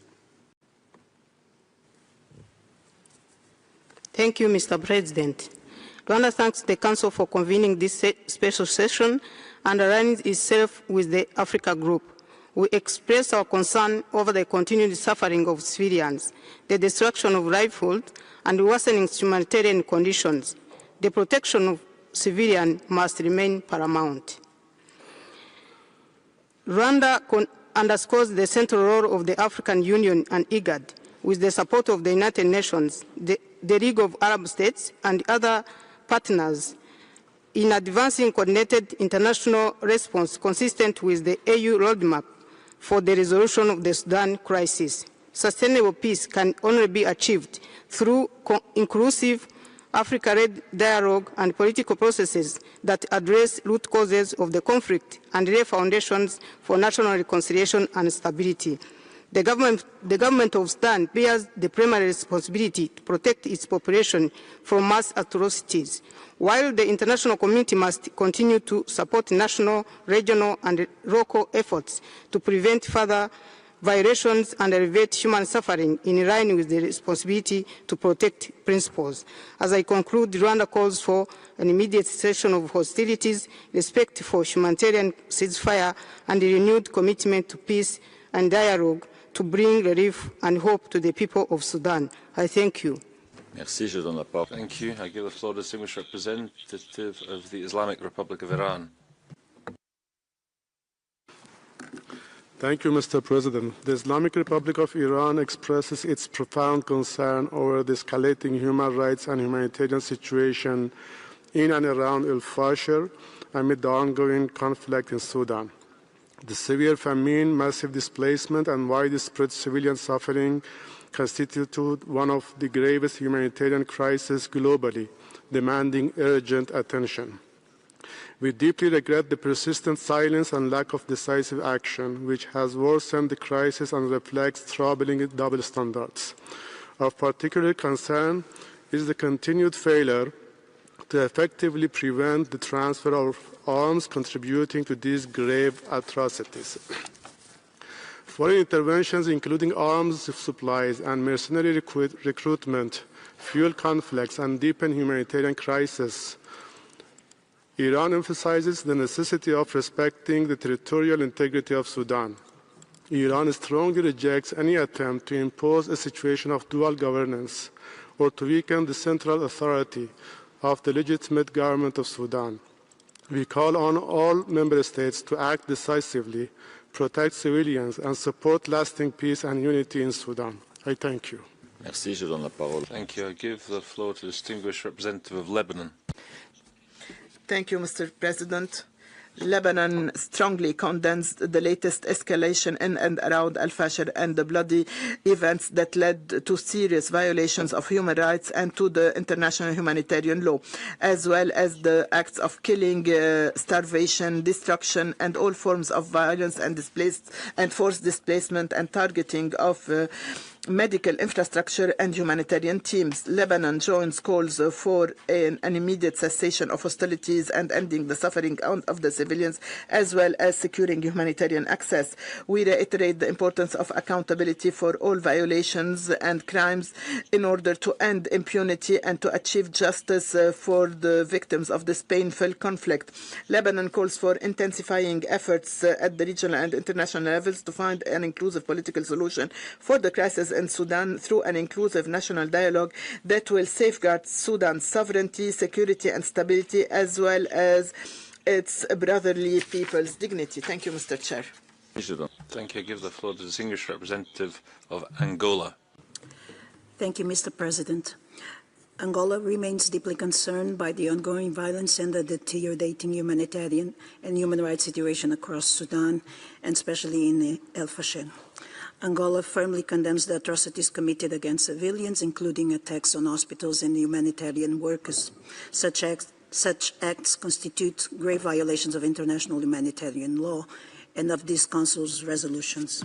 Angola is committed to a peaceful Africa with strong institutions. In this regard, as chair of the African Union Peace and Security Council, Angola reiterates its commitment to African-led solutions, and we express our firm belief that peace can only be achieved through inclusive dialogue and negotiations supported by the United Nations, the African Union, and regional partners. The protection of civilians and humanitarian workers must remain a priority. Angola reaffirms its commitment to sovereignty, unity, and territorial integrity of Sudan. President João Lourenço, as President pro tempore of the African Union, has made the situation of Sudan a priority and will continue to promote dialogue, reconciliation, and peace. The time has come to silence the guns and to give hope back to the Sudanese people. I thank you. Merci, je donne la parole. Thank you. I give the floor to the distinguished representative of Oman. Thank you, Mr. President. We follow with great interest the humanitarian and security developments in al-Fashir in the broader Republic of the Sudan. We condemn the killings and violations against civilians, and we hope that the outcome of this session will help meet the aspirations of the Sudanese people and strengthening the stability and unity of the Sudan. We stress the importance of giving precedence to dialogue and peaceful solutions, ensuring the protection of civilians and facilitating unhindered humanitarian access on the principles of IHL and relevant UN resolutions. We also underscore the need to respect the sovereignty, unity and territorial integrity of the Sudan. We call on all parties to de-escalate on the ground and to engage meaningfully in a comprehensive political process conducive to the achievement of lasting security and stability. We support regional and international efforts to create an environment conducive to dialogue in the interest of the Sudan and its people. We call on the international community to intensify humanitarian assistance and coordinate efforts to ensure that it reaches the affected people in al-Fashir and in other affected areas to ease the suffering and to build sustainable stability. Thank you. Thank you. I give the floor to the distinguished representative of Yemen. Thank you, Mr. President. We join the statement of the groups we belong to. We express deep concern at the deteriorating, appalling humanitarian situation in and around al-Fashir after the takeover of the RSF of this city. And civilians face excessive violence, forced displacement, and increasing suffering due to the lack of food, water, and basic services. My country reaffirms its full solidarity with the broader Republic of the Sudan, and we stress once again the importance of respecting sovereignty, unity, and territorial integrity of the Sudan, and the need to abide by the principles of IHL and protecting civilians without discrimination. We renew our support for all Arab, regional, and international efforts aimed at achieving security and stability in the brotherly Sudan. Thank you, Mr. President. Thank you. I give the floor to the distinguished representative of the United Republic of Tanzania. Thank you, Mr. President. The United Republic of Tanzania aligns with the statement made on behalf of the African Group. We note with concern the recent events in al-Fashir, North Darfur, Sudan. We continue to reaffirm the enduring principles of the Charter of the United Nations, respect for sovereignty, territorial integrity, and the peaceful settlement of disputes. In this regard, we call upon all concerned parties to embrace dialogue and peaceful political process based on the AU roadmap for the resolution of the Sudan crisis, and with the support of all interested partners. We further urge the international community to strengthen cooperation and provide the necessary support, including humanitarian support to Sudan. I thank you. Merci. Je donne la parole au distingué. Thank you. Give the floor to the distinguished representative of Italy. Mr. President, joining the EU statement, Italy condemns in the strongest terms the appalling deterioration of the human rights and humanitarian situation in Sudan, further exacerbated following the fall of al-Fashir into the hands of the RSF militia. We are particularly alarmed by reports of widespread execution of civilians, sexual violence against women and girls, ethnically motivated violence, looting and deliberate destruction of hospitals and other essential infrastructures. As a result of the war, the people of Sudan continue to face the world's most severe humanitarian displacement crisis. More than 10 million people have been forced to flee their homes. Over half of the population is experiencing acute food insecurity. As recalled by the Italian Deputy Prime Minister Tajani, Italy is at the forefront of humanitarian assistance, supporting the most vulnerable civilians, starting with children by allocating over 125 million euros to strengthen basic services and assist Sudanese communities in neighboring countries. Those most vulnerable have suffered atrocity that may amount to war crimes and crimes against humanity. All parties must take immediate measures to safeguard civilians in full compliance with the international humanitarian and human rights law. Italy calls for an immediate end to hostilities and for all parties to respect their obligation under international law, including by guaranteeing safe and unhindered access to humanitarian and health aid. We continue to stand next to the Sudanese people and support its aspiration for a peaceful and democratic future with respect for human rights and the rule of law on its core. Merci. Je donne la parole. Thank you. I give the floor to the distinguished representative of Libya. Shukran. Thank you, Mr. President. We join the statements of the groups we belong to, and we express grave concern and full condemnation of violations against civilians in al-Fashir, including targeting the Saudi hospital, which led to the fall of victims and medical staff. Accountability should be ensured. We also welcome international and regional efforts to reach a humanitarian truce as a first step towards a permanent ceasefire and ending this conflict. Mr. President, the Sudanese people have suffered too much, and civilians pay the price for this conflict, and we call upon the international community to redouble efforts to ensure a ceasefire and to ensure unhindered humanitarian access. My country continues to provide support to our brothers in the Sudan who came to Libya. We stress the unity of the Sudan, rejecting any interference in its internal affairs and preserving its legitimate institutions. We want to have a Lebanese-led political process with a unified government. Thank you, Mr. President. I think I give the floor to the distinguished representative of the Holy See. He has received with great concern the tragic news coming from Sudan, particularly from the city of al-Fashir, in the war-torn region of North Darfur. Just a few days ago, Pope Leo XIV recalled that indiscriminate violence against women and children, attacks on unarmed civilians, and serious obstacles to humanitarian aid are causing unbearable suffering for a population already exhausted by long months of conflict. My delegation wishes to highlight the following specific concerns. Catholic-run clinics, schools, and community centers in conflict zones have either been forced to close or are operating under extreme duress. Their staff, many of whom are volunteers, face daily threats, and many have been displaced. Catholic institutions in Sudan and neighboring countries, including South Sudan, are providing critical support to displaced families, often without formal recognition or adequate funding. The moral voice and community reach of the local Catholic clergy and their networks are invaluable.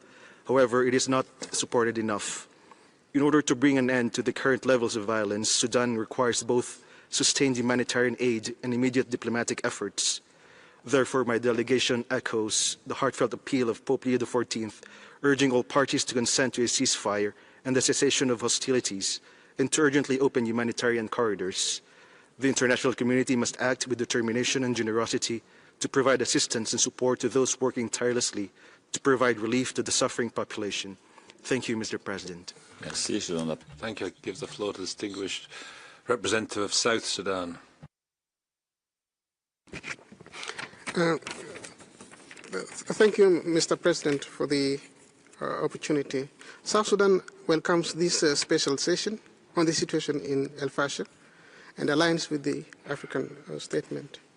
We are concerned with the situation in al-Fashir and encourage both sides to the conflict to, one, engage in dialogue to end the crisis and suffering of civilians, two, uphold international humanitarian law and human rights law, and immediate cessation of hostilities to prevent further displacement. We encourage unhindered access to humanitarian assistance. Mr. President, since peace in Sudan means peace in South Sudan, we therefore express solidarity with Sudan and urge that all efforts aimed at ending the situation in the Sudan should be done without interference but due respect to Sudan's unity, sovereignty, and territorial integrity. We thank you, Mr. President. Merci. Thank you. We will now move to the list of speakers for non-governmental organizations, and I give the floor to the Cairo Institute by People of al-Fashir are enduring an unspeakable horror, a systematic campaign of extermination marked by ethnically targeted massacres, widespread sexual violence, arbitrary detentions, and enforced disappearances following prolonged starvation, relentless extrajudicial killings, drone attacks, and shelling. Tragically, similar sieges are now mirrored in Al-Ubaid, Kadugli, Baba Nusa, and Ad-Dalanj, threatening the same catastrophic consequences. The Rapid Support Forces continue to engage in large-scale looting, while armed forces carry out indiscriminate aerial bombardments and politically motivated trials. This Council must act decisively. Our organizations call for an immediate, comprehensive, and verifiable ceasefire, safe and unhindered humanitarian access to all affected areas, and an end to all attacks on civilians and civilian infrastructure. This Council must request a specific report by the Sudan Fact-Finding Mission on al-Fashir, ensure that the mission is provided adequate resources to collect and preserve evidence in support of accountability, and to communicate its findings to the ICC and other relevant bodies. Finally, RSF leaders and their regional enablers must be held accountable to their complicity in atrocities. And Sudanese victims and survivors must remain at the heart of this session's deliberations. Merci. Thank you. I give the floor to Article 19. Article 19 is horrified by the new wave of unspeakable atrocities in Sudan, which could amount to war crimes and crimes against humanity. We welcome the Human Rights Council taking action through this special session to help end the catastrophic suffering and ensure those responsible face accountability. Sudan cannot be allowed to become a forgotten war again. In times of conflict, journalists and media workers play a vital role in documenting and reporting on war crimes and other human rights violations, and sharing life-saving information. Yet, in Sudan, we are witnessing an onslaught on the media. At least 15 journalists have been killed since the start of the war, with reports of many others being detained or going missing. Currently, 90% of media institutions have halted their operations. the targeting of journalists constitutes a war crime. This has been exacerbated by the SAF and the RSF destroying telecommunications infrastructure and weaponizing internet shutdowns and other blackouts, further allowing atrocities to happen in darkness. These actions interrupt information flows, cut civilians off from vital communication, and impede the delivery of humanitarian aid amid growing malnutrition and starvation. Some of the last remaining sources of information have come from the RSF itself, which has been using the online networks it controls to spread brazen propaganda, broadcasting and celebrating the war crimes committed by its soldiers. We call for an immediate ceasefire and the extension of the arms embargo. We encourage the fact-finding mission and the ICC to specifically consider how the information war in Sudan exacerbates harm to civilians, obstructs vital documentation of gross human rights and humanitarian law violations, and contributes to the commission of crimes. Thank you. Thank you. I give the floor to Association for Women's Rights in Development. Mr. President, I make this statement on behalf of the Strategic Initiative for Women in the Horn of Africa, SIHA Network. SIHA remains appalled by the Rapid Support Forces, RFS, continuing campaign of genocide, ethnic targeting of indigenous African population in North Darfur as a whole, through execution, abduction, displacement, and death. This includes the perpetration of deep systematic sexual violence against women and girls in al-Fashir. Since the fall of al-Fashir on October 26, SIHA continues to gather survivor testimonies and mounting evidence of these atrocities. As of November 7, SIHA has verified detailed cases of widespread rape committed by the RSF against women and girls fleeing al-Fashir, exposing a pattern of murder, rape, physical assault, abduction, and forced disappearance and looting. Families have been forcibly separated, with men and boys beaten, executed, or taken to nearby detention sites. Women and girls are singled out for rape and sexual violence, often in front of their own children or parents. Personal property has been confiscated or destroyed in enormous numbers. Survivors are forced to follow orders under death threats, enduring profound humiliation, torture, and extreme deprivation, with children suffering from acute hunger, thirst, and illness. This genocide is a continuation and intensification of the RFS two-decade campaign of extermination against indigenous African communities in Darfur. We call on this council to move beyond statements, establish an independent investigative mechanism for Darfur, impose targeted sanctions, and ensure immediate humanitarian access. The world must not look away. Every moment of inaction is a choice, one that sides with the perpetrator. Thank you. I give the floor to Matt for Peace, Development and Human Rights Association. Thank you, Mr. President. In al-Fashir, all values are compromised, all rights violated. The criminals and those who finance and support them are well known. The military, logistical, financial support provided by the UAE to the RSF has left behind the worst humanitarian crisis in terms of the number of massacres of civilians, the indiscriminate killing of women and children, extrajudicial executions, and the use of weapons prohibited under IHL. Mr. President, the RSF killed 460 people at once during the attack on the Saudi maternity hospital in al-Fashir. Nearly 30 women were also gang raped in a camp for the displaced people near al-Fashir University. The UAE is still establishing an open air bridge through Chad, Libya, and Somalia, through which it provides support to the RSF, including drones, heavy artillery, small and medium weapons, tankers, carriers, and mercenaries from Colombia and the Sahel region. Mr. President, the war in Sudan will only stop if the UAE stops its military, logistical, and financial support for the RSF. Also, imposing sanctions on those involved in transferring mercenaries to the RSF is essential. Thank you, Mr. President. Thank you. Human Rights Watch, please.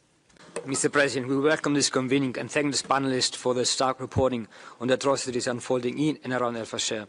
Human Rights Watch has analyzed videos filmed by the RSF showing their fighters celebrating over dead people, executing apparent civilians, including injured people.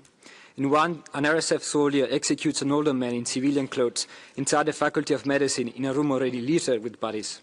The horror of the abuses in al-Fashir is tragically familiar. The RSF has committed crimes against humanity and war crimes throughout the current conflict. The High Commissioner has also issued a stark warning that Kordofan could be next, and specifically reported on emerging of serious violations in the context of the RSF capture of Bara in North Kordofan. These atrocities might have been prevented. This latest wave of atrocities should mark a turning point. Ongoing investigations by the fact-finding mission are crucial to supporting accountability. We urge all states and the UN to support their work and ensure they have the necessary additional resources to conduct urgent, dedicated investigations into these atrocities and identify the individuals suspected of committing them. This effort should also feed into the International Criminal Court investigations. Immediate steps, notably by the UN, to sanction those most responsible and publicly condemn those providing military support to the RSF, including the United Arab Emirates, are key. Sudanese civilians should be centered in all discussions about responding to ongoing atrocities. Thank you. Merci. Thank you. Amnesty International, please. Mr. President, we welcome this special session in the context of a conflict devastating for civilians. The world has been shocked by recent events in al-Fashir following the RSF attack. Videos have emerged showing RSF fighters summarily killing and committing other serious abuses against people fleeing the city. This attack was the culmination of RSF's 18-month siege of the city and relentless attacks that triggered famine in the displacement camps in the area. Many civilians, including children, are still trapped in the city and are facing grave danger of further attacks and abuses. The RSF has recently escalated its attacks in the Kordofan region. It seized the town of Bara, where it carried out similar killings. Recently, a drone strike reportedly killed at least 40 people at a funeral outside El Obeid. Besides encircling El Obeid, the RSF continues to besiege the cities of Kadugli and Baba Nusa. In May 2024, when the RSF first started sieging al-Fashir, Amnesty and others called on the international community to act urgently to prevent atrocities. Instead, some states, particularly the UAE, have continued to fuel the conflict, supplying weapons and ammunition to the RSF, while the rest watched. All states must end the supply of weapons and other military assistance to all parties to the conflict. The UN Security Council must ensure the enforcement of the arms embargo on Darfur and extend it to the rest of the country. The Human Rights Council must provide the fact-finding mission with adequate resources to conduct thorough and comprehensive investigations, identify perpetrators of violence, and prepare case files for those responsible for atrocities, including in al-Fashir. All international and regional actors must take concrete actions to prevent. ISHR. Thank you. ISHR, please. Thank you, President. This is a joint statement. We welcome the convening of this special session. We urge the Council to ensure urgent investigations and to adopt a resolution mandating the FFM to prepare a report to document atrocities being committed in and around al-Fashir and to share information with the ICC. The FFM must be allocated all necessary resources and support required. Sudan is witnessing grave human rights violations following RSF capture of al-Fashir and Bara. Mass killings, ethnic targeting, deliberate attacks on civilians, forced starvation, and widespread sexual and gender-based violence. Civilians attempting to flee have been shot, humanitarian workers killed, and entire families wiped out, particularly in al-Fashir, North Darfur, Bara, and North Kordofan. The situation has triggered a deepening humanitarian catastrophe. Civilians are facing starvation, mass displacement, and total communications blackouts, with women and children bearing the heaviest burden. Humanitarian access remains nearly impossible, and aid funding is critically low. Sudanese women defenders face intimidation and high risk of reprisals inside and outside of Sudan, impeding them from publicly engaging with this council. All parties to the conflict must respect international humanitarian law and ensure the safety of civilians, especially women and children. States must demand unimpeded humanitarian access and ensure that it reaches those in need. We call on states to urge the warring parties to ensure an immediate ceasefire, allow for safe passage of civilians and humanitarian workers, and protection of civilians. Thank you. Merci, je donne la parole. Thank you. United Network for the Development of Mauritania. Thank you, sir.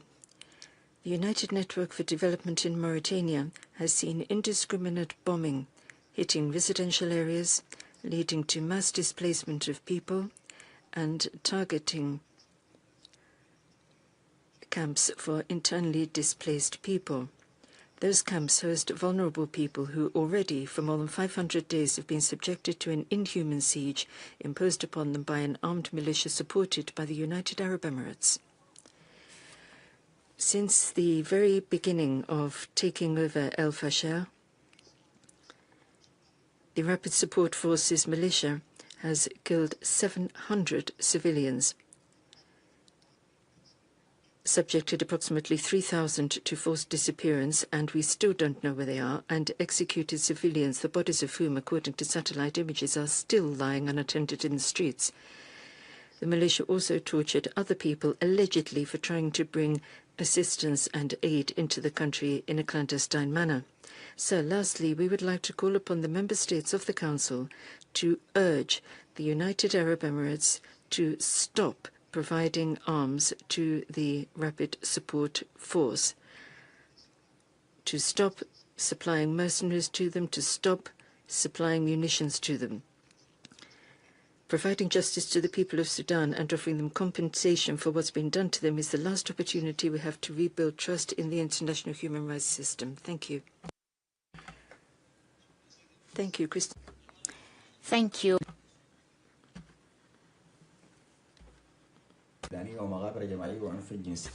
Horrific audio files are emerging from al-Fashir detailing racially motivated attacks, summary executions, mass graves, and sexual violence. All this threatens to take more areas imminently by the hand of the RSF. Those responsible continue to act with impunity as they brazenly record themselves committing possible war crimes and crimes against humanity. We are deeply disturbed by the number of RSF fighters who appear to be children. The absence of meaningful military or humanitarian assistance for the people of al-Fashir during the 18-month siege is deeply regrettable. We all knew that there will be a repetition of the atrocities of 2003, yet no one protected the civilians. A ceasefire and cessation of all attacks on civilian areas is the first step.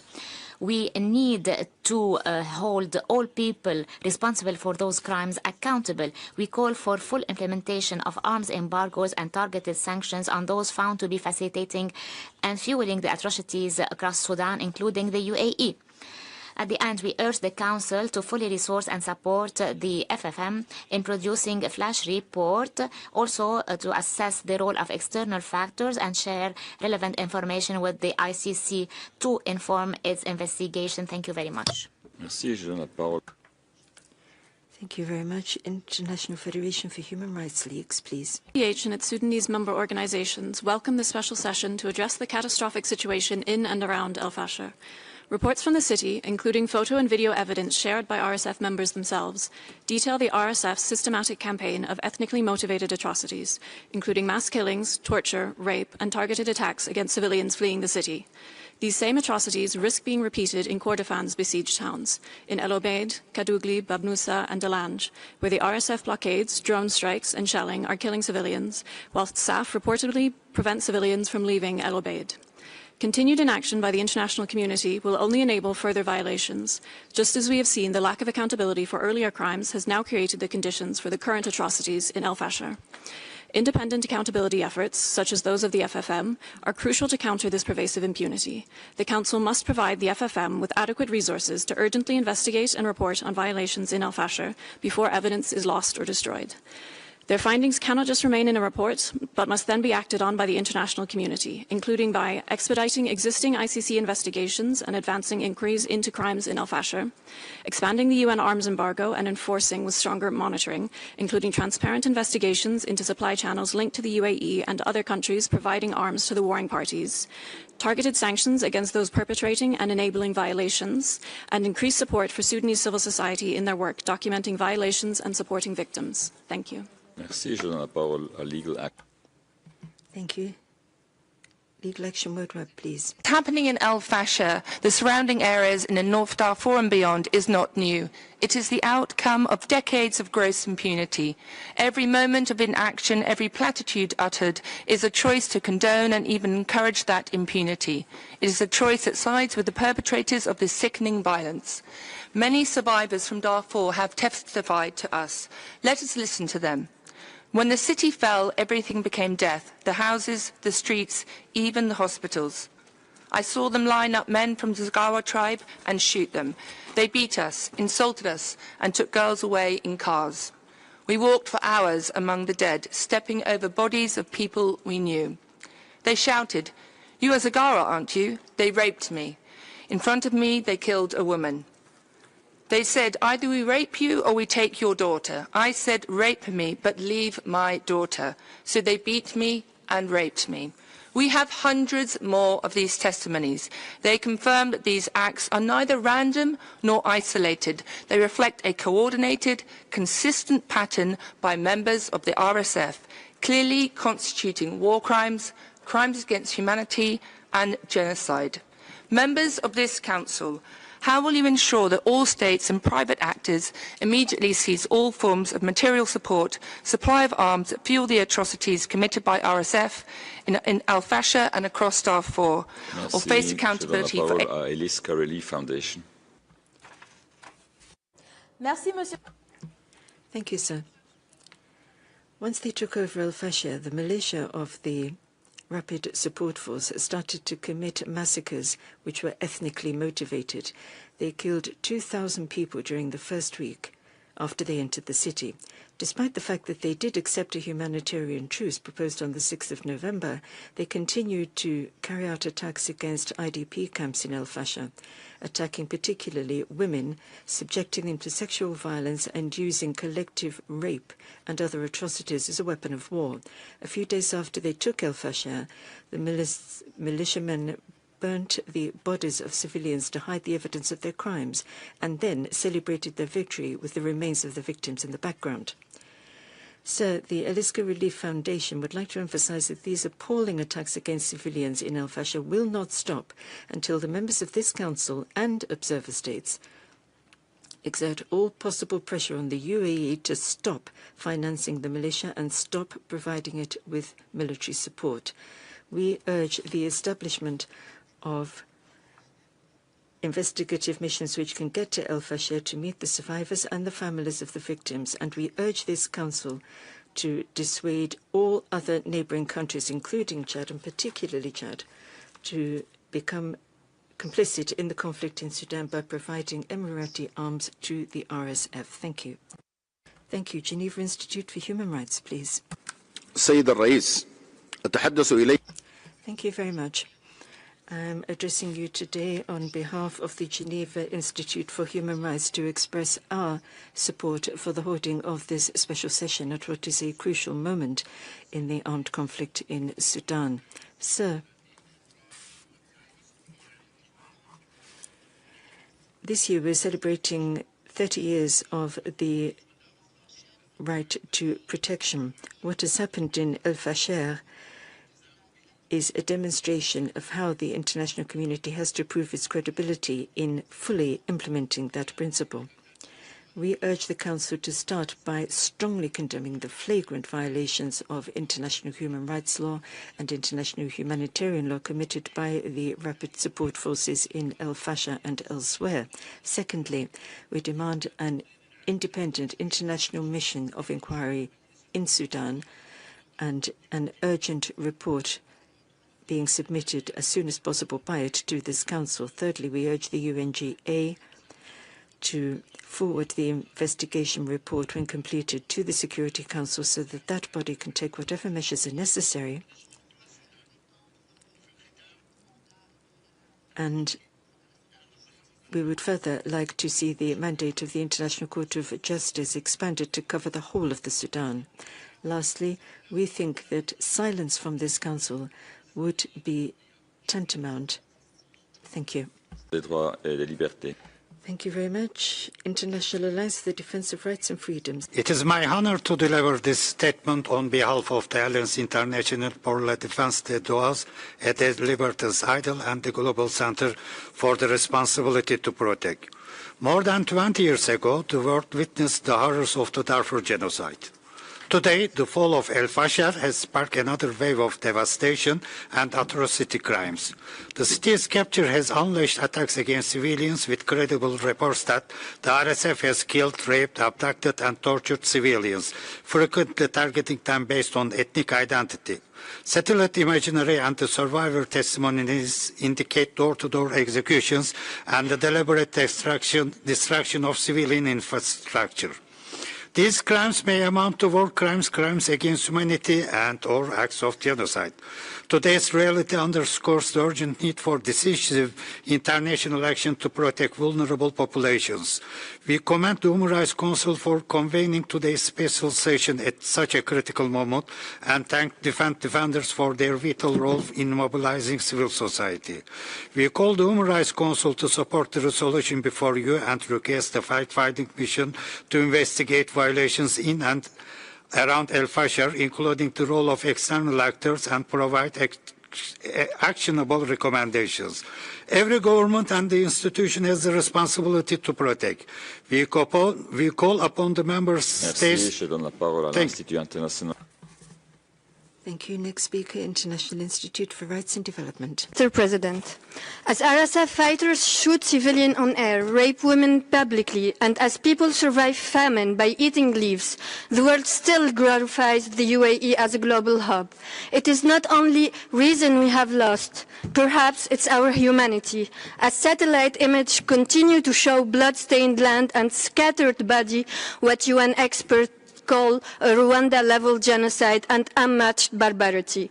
Emirati support for the RSF has been documented through networks across Libya, Chad, Uganda and Somalia. Leaked UN documents revealed Emirati passports on an RSF-linked crashed plane, while Amnesty trusts Emirati transfers of Chinese weapons into Darfur. UN experts tracked radar evading Emirati flights landing in Chad, forming a regional air bridge. Middle East Eye reported the Emirati use of Besaso airport to transit Colombian mercenaries and over 500,000 containers marked as hazardous to Sudan. Mr. President, there is a clear link between RSF-controlled zones and resource-rich areas, especially gold mines vital to the UAE. $13 billion worth of Sudan gold is smuggled to the Emirates. Hamdati's network and family company facilitate this trade, with the UAE-based brother overseeing operations and Hamdati wealth reaching $7 billion in 2023. Thank you. Africa Culture Internationale.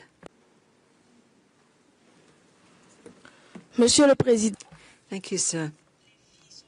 Women and children are the victims of systematic sexual violence committed by members of the RSF and its allies in Sudan. They are being kidnapped and subject to forced detention in Darfur, in Khartoum, and in other areas.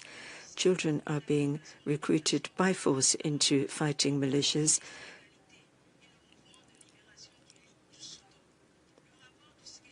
And the report from the United Nations Secretary General on children in armed conflict has documented the practices being used for that. Human Rights Watch has confirmed the forced recruitment of children in Jebel Mara and in Darfur. The war waged by the Sudanese armed forces has displaced over 14,000 people by force, and as a result of military blockades, the destruction of schools and hospitals has followed. As Al Jazeera and others have documented, war crimes are being committed. The armed forces of Sudan and the Sudanese Liberation Movement also continues to place obstacles in the way of delivery of aid and targets international aid depots in flagrant violation of international humanitarian law. The continuation of these crimes by the Sudanese armed forces and allied militia means that we have to speak out, condemn what's happening, and ensure effective protection of civilians. Thank you. Thank you. Partners for Transparency is next. Thank you, sir. Our organization would like to put on record its enormous concern about the flagrant human rights violations committed in the city of al-Fashir by the RSF. Since the end of October, we've seen extrajudicial executions, torture, forced disappearances, and the bombing of civilian areas and residential districts, as well as the displacement of 70,000 people. All this is a flagrant violation of the basic right to life.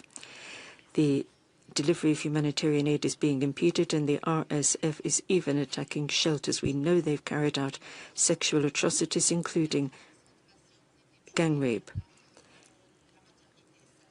Many people were killed in the Saudi maternity hospital when it was attacked by the RSF on the 20th of October.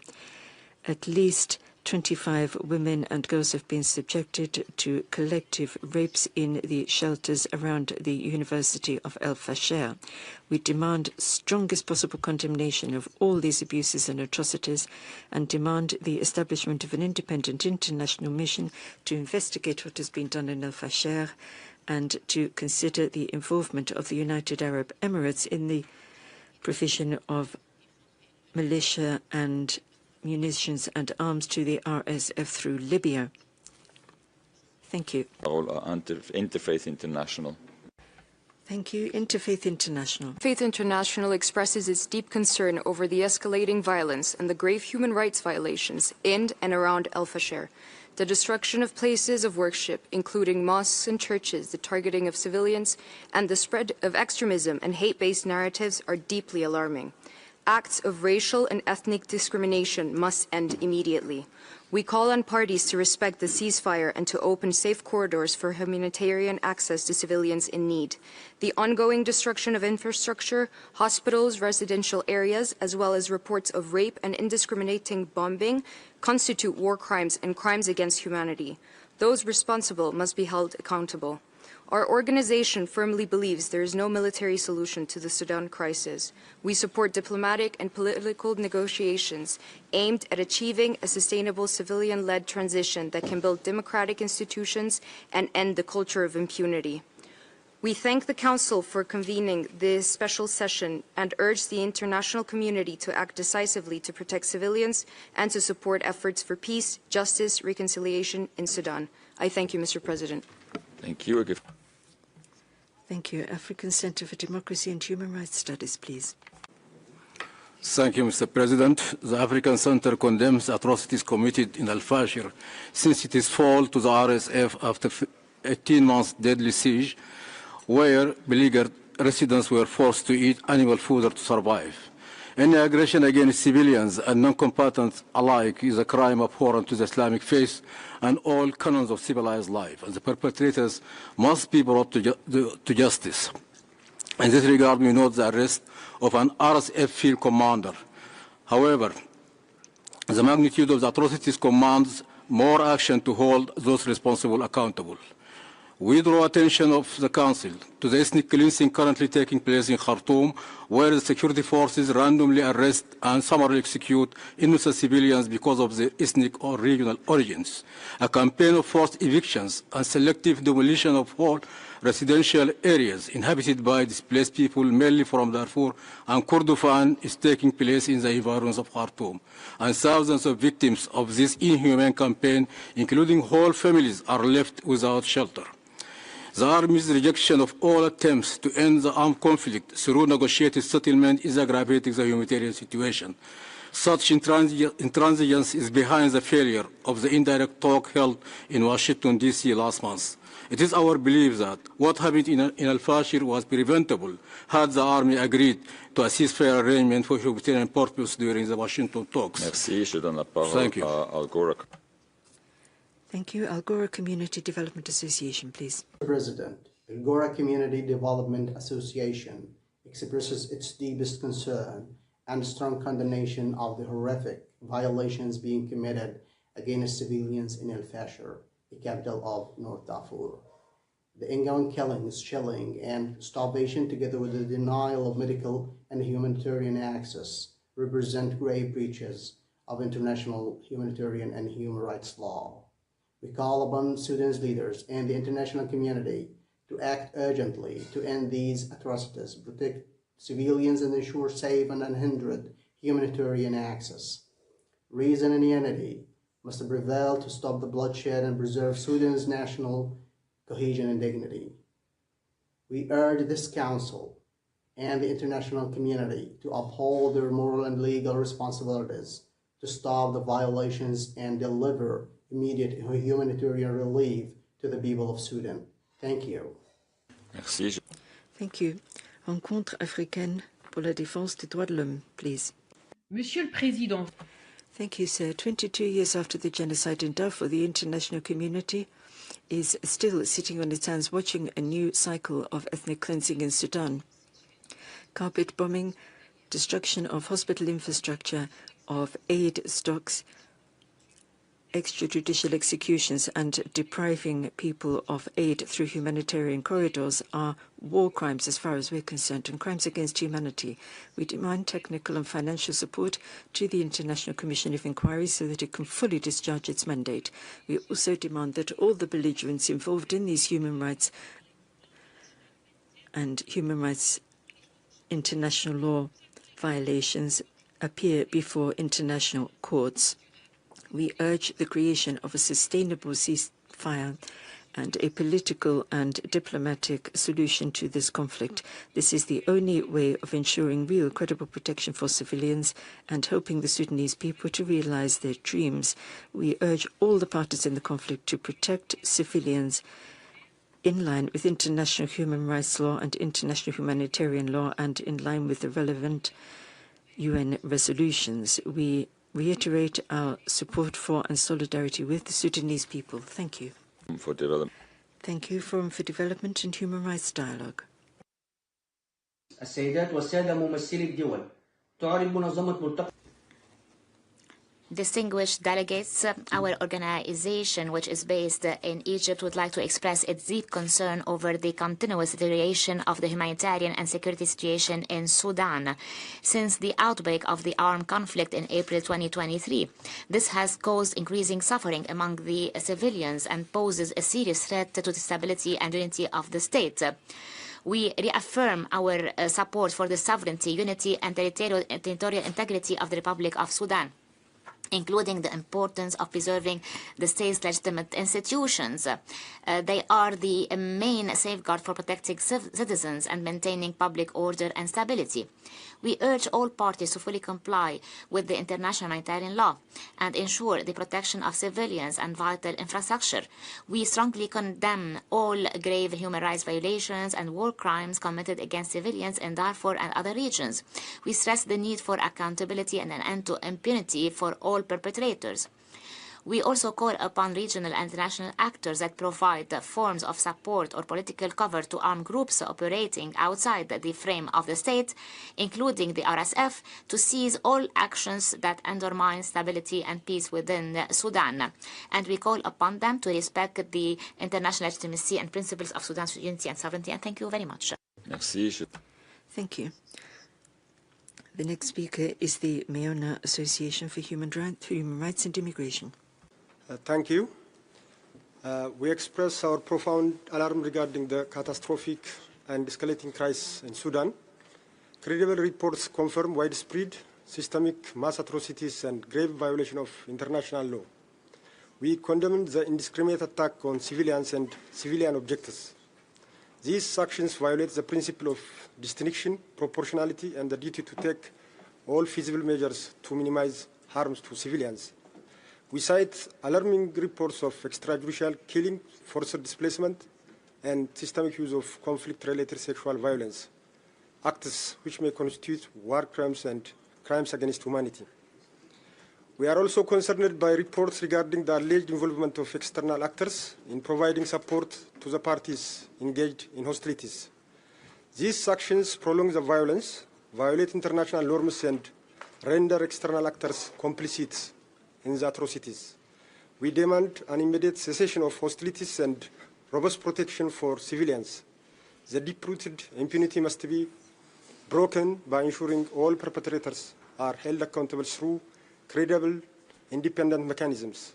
We urge full cooperation with the UN fact-finding missions to secure the full realization of human rights for all affected people. Thank you. Merci. Thank you.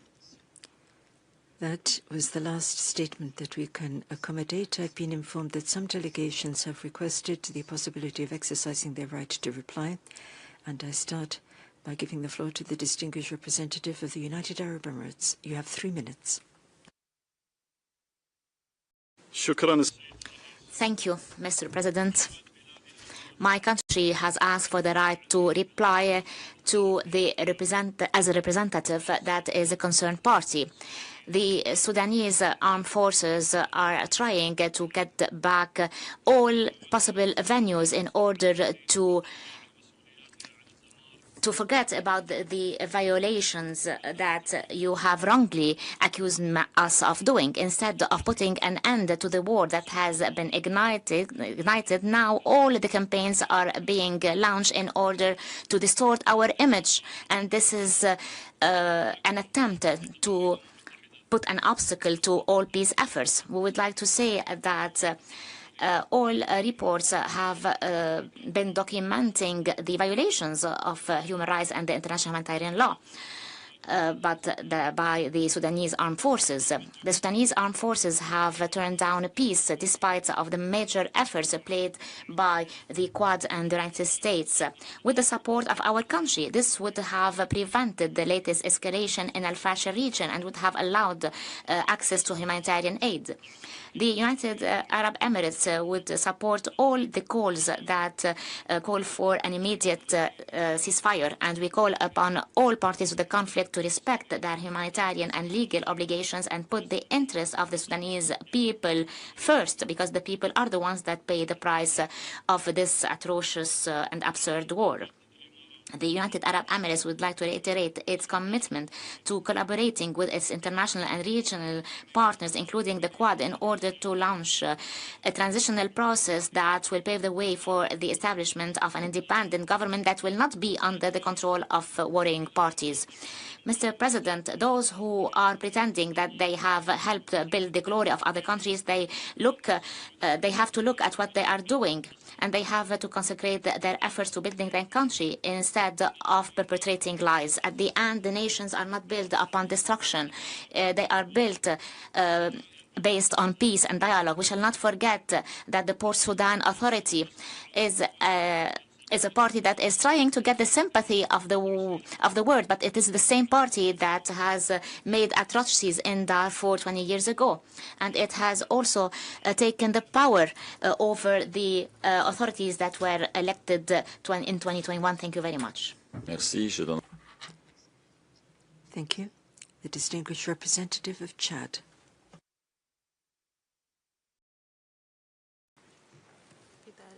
Merci. Thank you very much, Chairman.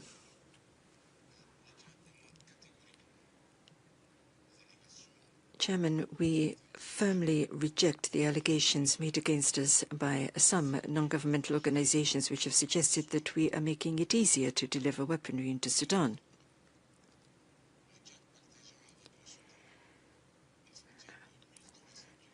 Chad has a border with Sudan which is 1,300 kilometers long, and that means that we are also suffering from the consequences of the armed conflict in that country.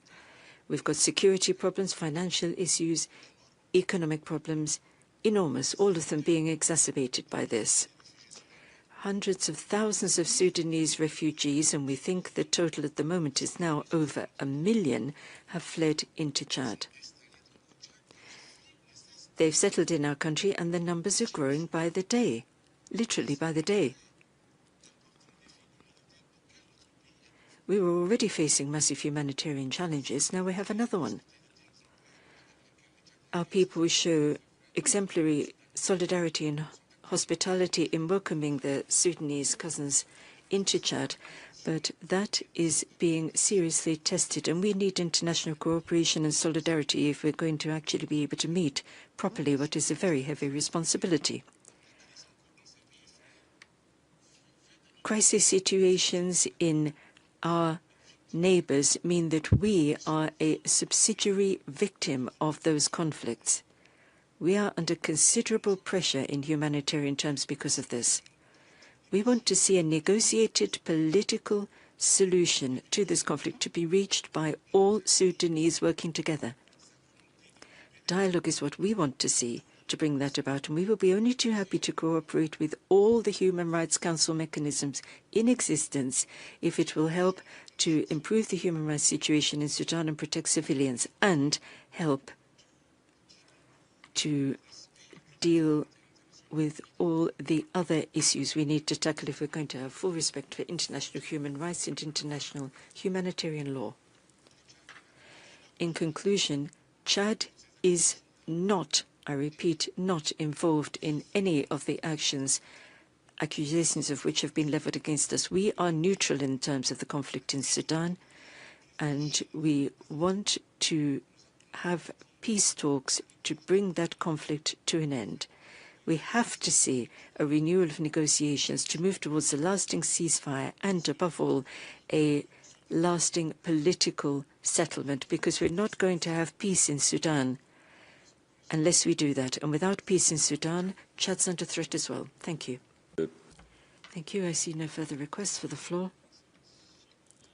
In that case, Your Excellencies, ladies and gentlemen, we should take a very, very brief technical break before we examine the draft resolution. Thank you.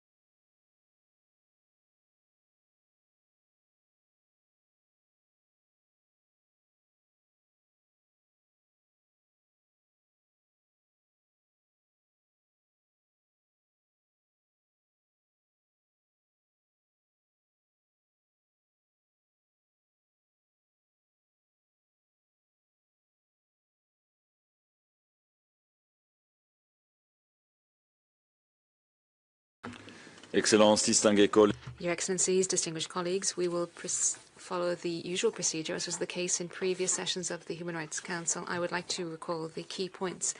The voting process is only possible for member states of the Council. Observer states will only be able to intervene in two cases: when they introduce a draft resolution or decision, or when they are directly concerned by that draft resolution or decision. Aside from those situations, observer states will not be able to take the floor even on a point of order. All procedural motions, such as amendments, must be announced during the general comments segment. If a procedural motion is raised once the vote has begun, it will consider it to be inadmissible. I'd also like to recall that, in line with Article 128 of the General Assembly Rules of Procedure, the author of a proposal or an amendment will not be able to explain its vote on the proposal or amendment.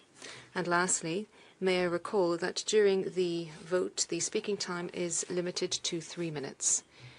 We will now proceed with the consideration of the draft resolution. This is Resolution A/HRC/S38L1, entitled The Human Rights Situation in and Around al-Fashir in the Context of the Ongoing Conflict in the Sudan. I give the floor to the distinguished representative of the United Kingdom to introduce the draft resolution. You have the floor.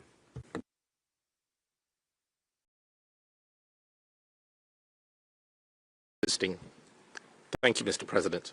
I deliver this statement on behalf of the Sudan Core Group, consisting of Germany, Ireland, the Netherlands, Norway, and the United Kingdom. We requested this session because the scale and severity of the crisis in Sudan can no longer be met with silence. The situation in al-Fashir is the latest example of a broader collapse, a collapse of the rule of law, protection of civilians, and human dignity. As we have heard from so many speakers today, what we are witnessing is not just a humanitarian emergency, but a systematic assault on civilians with consequences that extend far beyond Sudan's borders. The violence in al-Fashir bears the hallmarks of a coordinated campaign against civilians by the Rapid Support Forces. Their advance has been accompanied by credible reports of ethnically targeted killings, systematic sexual violence, and the deliberate use of starvation. Across Sudan, over 30 million people now require humanitarian assistance, and yet access to aid is obstructed, and those who try to help are themselves at risk, as we have seen with the appalling targeting of health workers in al-Fashir. The scale of need is staggering, but the response has been inadequate. This Council must not look away. I hope we could all agree on the need for accountability, as well as the end goal of reconciliation. We need an independent account of the past to achieve both these goals. There is no other independent mechanism to achieve that goal. The key outcome of this resolution is the urgent inquiry to be carried out by the UN fact-finding mission. Its efforts to document and preserve evidence of violations, abuses lay the groundwork for justice. Without it, accountability will remain out of reach, and the cycle of impunity will continue. We also pay tribute to the Sudanese civil society actors who continue to serve their communities under extraordinary pressure. Their courage and resilience are a reminder of the values this Council is meant to uphold. Mr. President, the strongest tribute that we can all make to their courage is by adopting today's resolution by consensus. Let us send a clear signal that the people of Sudan are not forgotten. Thank you. Merci. Thank you. The Secretariat has informed me that there are 30 additional co-sponsors to the draft resolution. I now give the floor to the members of the Council who wish to make general comments on the draft resolution as presented. Are there any requests for the floor? I see none.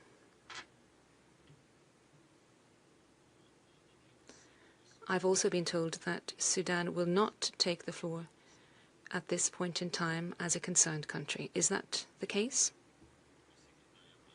The Secretariat has informed me that this will have a bearing on the programme and budget and as presented, and I give the floor to the representative of the Secretariat.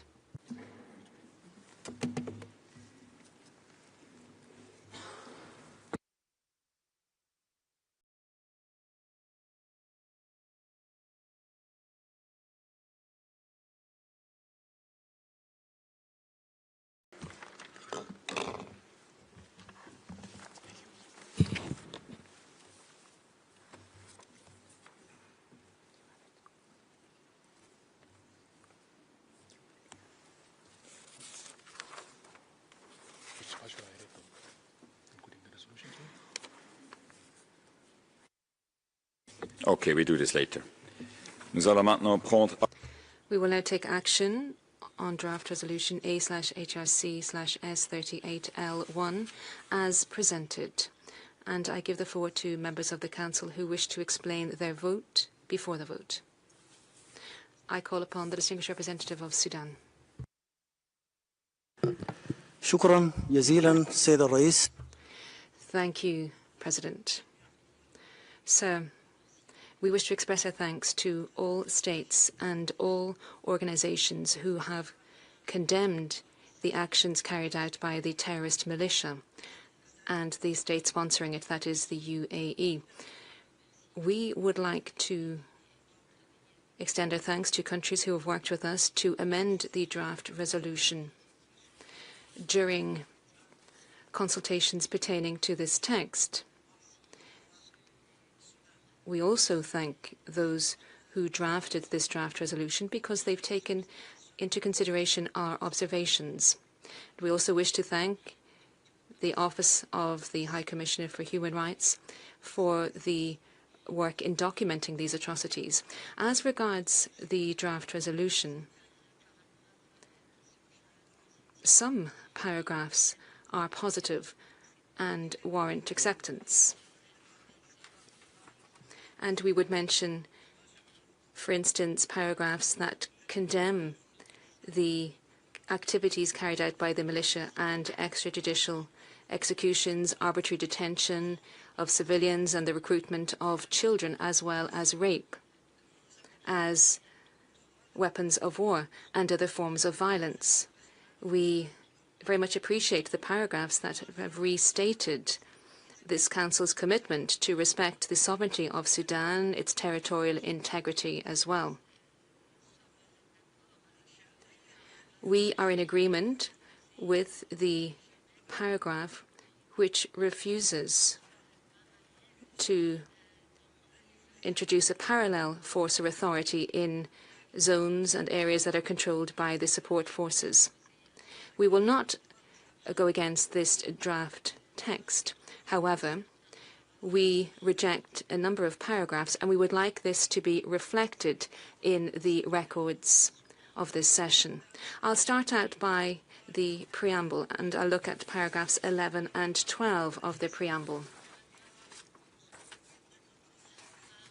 Paragraph 11 talks about the fact-finding mission, and paragraph 13 talks about the states who support the militia without naming the state. You have seen the position of the international community. There have been demonstrations throughout the world condemning the United Arab Emirates. We have seen all of this even in the parliaments and public spaces to condemn the United Arab Emirates. I'd now like to turn to the paragraph 14, 15, 16, 17. All of these paragraphs relate to the fact-finding mission. Our stance as regards this mission and the resolution which has established this mission is very clear-cut. Once again, we feel that these paragraphs that we are rejecting should be mentioned in the records of this session.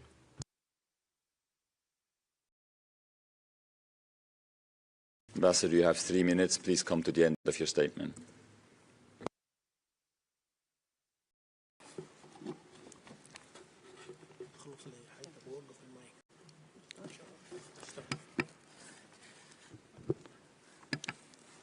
شكرا سيد الرئيس. Thank you very much indeed, President. As regards the humanitarian situation, as mentioned in the draft resolution, we would like to thank those who have mentioned the causes for this humanitarian situation. The state-sponsoring militia should be reminded that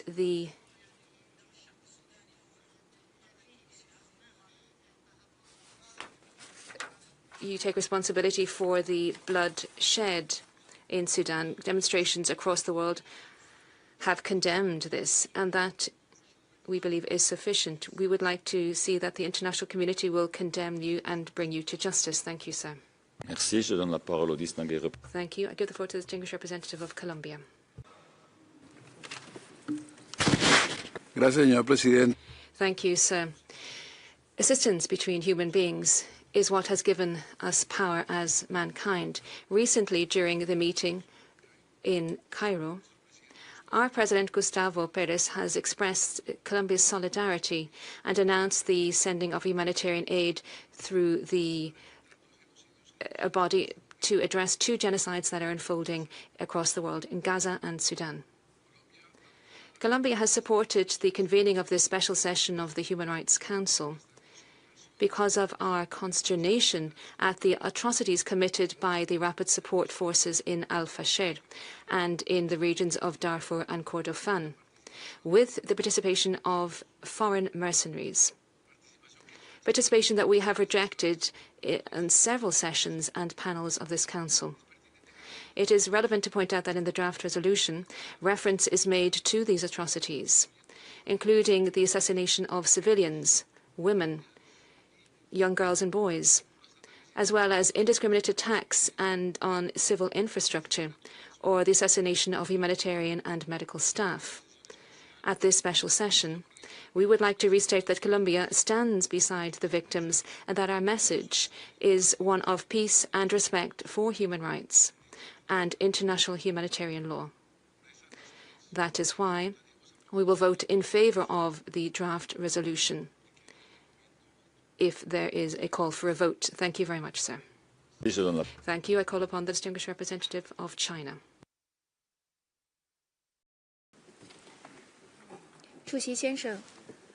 Mr. President, China firmly supports Sudan's sovereignty, unity and territorial integrity.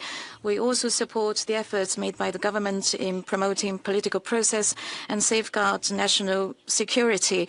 We also support the Sudan to find their own ways that fits their national circumstances and the people's need to resolve the situation. We reject any imposed external solutions or country-specific human rights mechanisms. China has noted that the draft resolution condemns violations of international humanitarian law and violation of human rights in and around al-Fashir, calls for immediate and complete ceasefire, and adopt action to release humanitarian situation, protect human rights. However, the draft resolution is not balanced in content and does not take into consideration of the concerns of related country.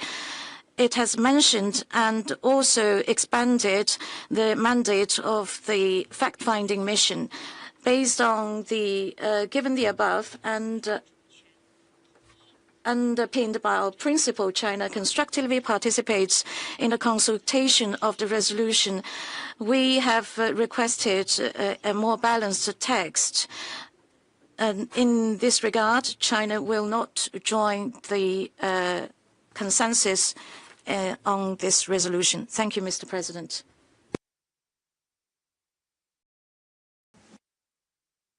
Microphone for China. I would like to repeat, China will not join the consensus on the paragraph on fact-finding mission in the draft resolution. China will disassociate on relevant paragraphs on fact-finding missions in the resolution. Thank you, Mr. President.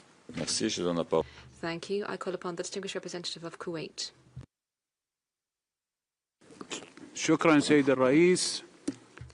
Thank you, President. President, we would like to express our thanks to the groups who have drafted this draft resolution and for the consultations that have taken place. This draft contains important paragraphs which reflect the humanitarian situation in al-Fashir. This text condemns the actions of the Rapid Support Forces. And we do hope that this draft resolution will alleviate the suffering of victims. We welcome the fact that Sudan has joined the consensus. We condemn the flagrant and grave attacks conducted by the Rapid Support Forces in al-Fashir and in the surrounding areas. We restate the importance of providing humanitarian assistance and the importance to uphold international humanitarian law. By way of conclusion, our position is very clear. We need to put an immediate end to the violence and ensure that dialogue prevails so as to achieve peace and stability in Sudan. I thank you. Thank you. I call upon the distinguished representative of Qatar.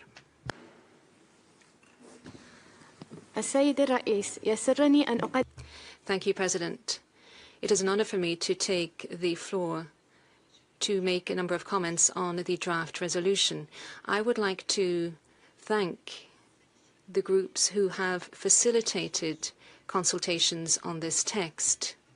We very clearly condemn any violation and all crimes perpetrated by the Rapid Support Forces in al-Fashir. There must be an investigation. There will have to be an independent follow-up as regards what happened so as to bring the perpetrators to justice. Such atrocities must be prevented in future. The core group has taken account of several comments and remarks made during informal consultations so as to achieve a text which garners consensus. We note the role of the Office of the High Commissioner in Sudan so as to inform the Council about what is happening in al-Fashir. We know that the Sudanese government collaborates with the OHCHR in Sudan. This will enable the officials of the office to reach out to the areas where the victims are and to glean first-hand information. We very much welcome the Sudan's collaboration on this text, and we hope that we will be able to reach a consensus so as to improve the human rights situation in Sudan. I thank you. Thank you. I'd like to call upon the distinguished representative of Ethiopia.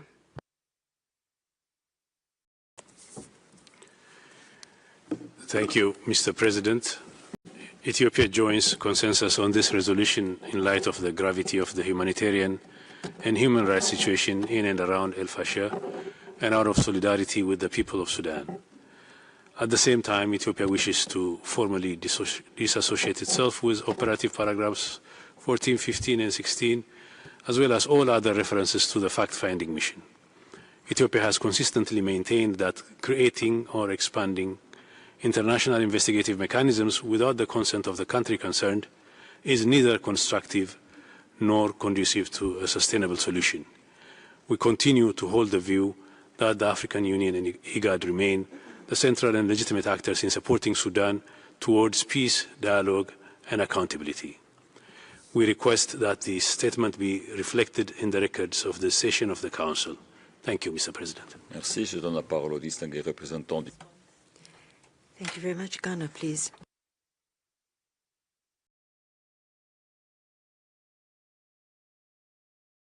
Mr. President, Ghana maintains that finding agreement on recommendations for setting up institutions or expanding the mandates of existing mechanisms are a central pillar of the human rights architecture and a necessary condition for safeguarding the utility, relevance, and value of the Human Rights Council. Ghana acknowledges the genuine concerns of the Sudanese authorities and believes that those concerns are valid. However, having closely followed the recent happenings in al-Fashir, Ghana is of the considered opinion that the Council needs to evolve a new approach on Sudan that narrows the scope of divergence in a constructive, fair, and impartial manner. We wish to stress the importance of accepting the principles, modalities, and mechanisms of the international human rights system, which, in this particular situation, are not mutually exclusive. We remain convinced that in situations of systemic, widespread, and awful human rights violations or abuses, the international community must exercise its duty in a fair and impartial manner to assist the country concerned to protect its citizens. Mr. President, we must use all the existing mechanisms on the Sudan to address the human rights situation in the country, guided by the principle of complementarity. At this crucial time, a unified voice of the Council in support of accountability measures is necessary to send a strong message to would-be perpetrators of atrocity crimes that their actions will not go unpunished. It is for these reasons that Ghana will join consensus. Thank you, Mr. President. Merci. Thank you, Ghana. Is there a request for a vote? I don't see one. May I take it then that the draft proposal S38/1 as presented can be adopted without a vote? It is so decided. Thank you. You will find the information on the implication for the program budget on the extranet. With that, I'm going to move to explanations of vote and general comments after the vote on the text which has just been adopted. Is there any delegation seeking the floor? Distinguished representative of Sudan, please. شكرا جزيلا سيد الرئيس. Thank you very much, sir. We said clearly that we reject certain paragraphs of the draft resolution.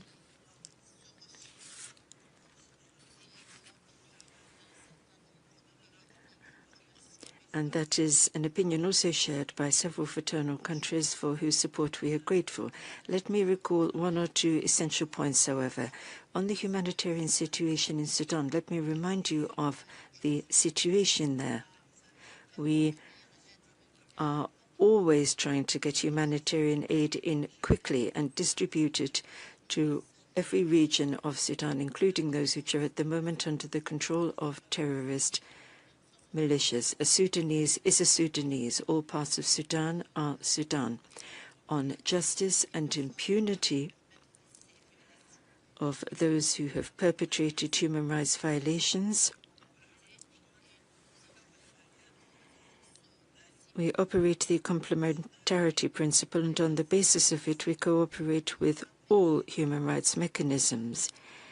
We shall continue to cooperate and coordinate with them, and that starts with the Regional Human Rights Office and all the subsidiary bodies thereof, and each and every party working to restore human rights in Sudan. We also cooperate with the Security Council experts. In accordance with Resolution 1591, we have national mechanisms in every region in the country who are working on human rights issues and to cooperate as part of that with the relevant international organizations dealing with justice for victims of violations and the problem of impunity for those who perpetrate them. Thank you. Merci. Je donne la parole. Thank you very much. I call on the distinguished delegation of Cuba. Thank you very much, sir. The Cuban delegation has joined the consensus on the understanding that this resolution has the support of the state concerned. Nonetheless, and having said that, we regret that attempts are being made to use this situation to legitimize and expand the mandate of what we believe is a biased investigative mechanism, the creation of which Cuba did not support. This is part of efforts to politicize and manipulate this Human Rights Council rather than using it for a discussion body, the purpose of which is to seek balanced, reasonable agreements which make it possible to fully protect everybody's human rights. Because of this, and taking into account our position of principle on all the paragraphs in the resolution related to the investigative or fact-finding mission on those, Cuba disassociates from the consensus. Thank you. Merci. Thank you very much, Cuba. That exhausts the list of speakers for explanations of vote and general comments after the vote and concludes action on the draft resolution. Your Excellencies, distinguished ladies and gentlemen, that brings us to an end of this special session. Before I declare the session closed, I should like to remind you that the report of the 38th special session is currently in the process of being finalized, and it will soon be available on the Council extranet. May I also take the opportunity to remind you that delegations will have the possibility of submitting their comments over the next 2 weeks once the report has been distributed to the Secretariat of the Council. May I take it that Council decides to adopt the draft report of the 38th Special Session of the Human Rights Council at referendum? I see no objection, so decided. Thank you. Your Excellencies, ladies and gentlemen, thank you. Thank you to the interpretation team, whose flexibility made it possible for us to conclude this special session this morning, and I declare the 38th Special Session of the UN Human Rights Council closed. Thank you.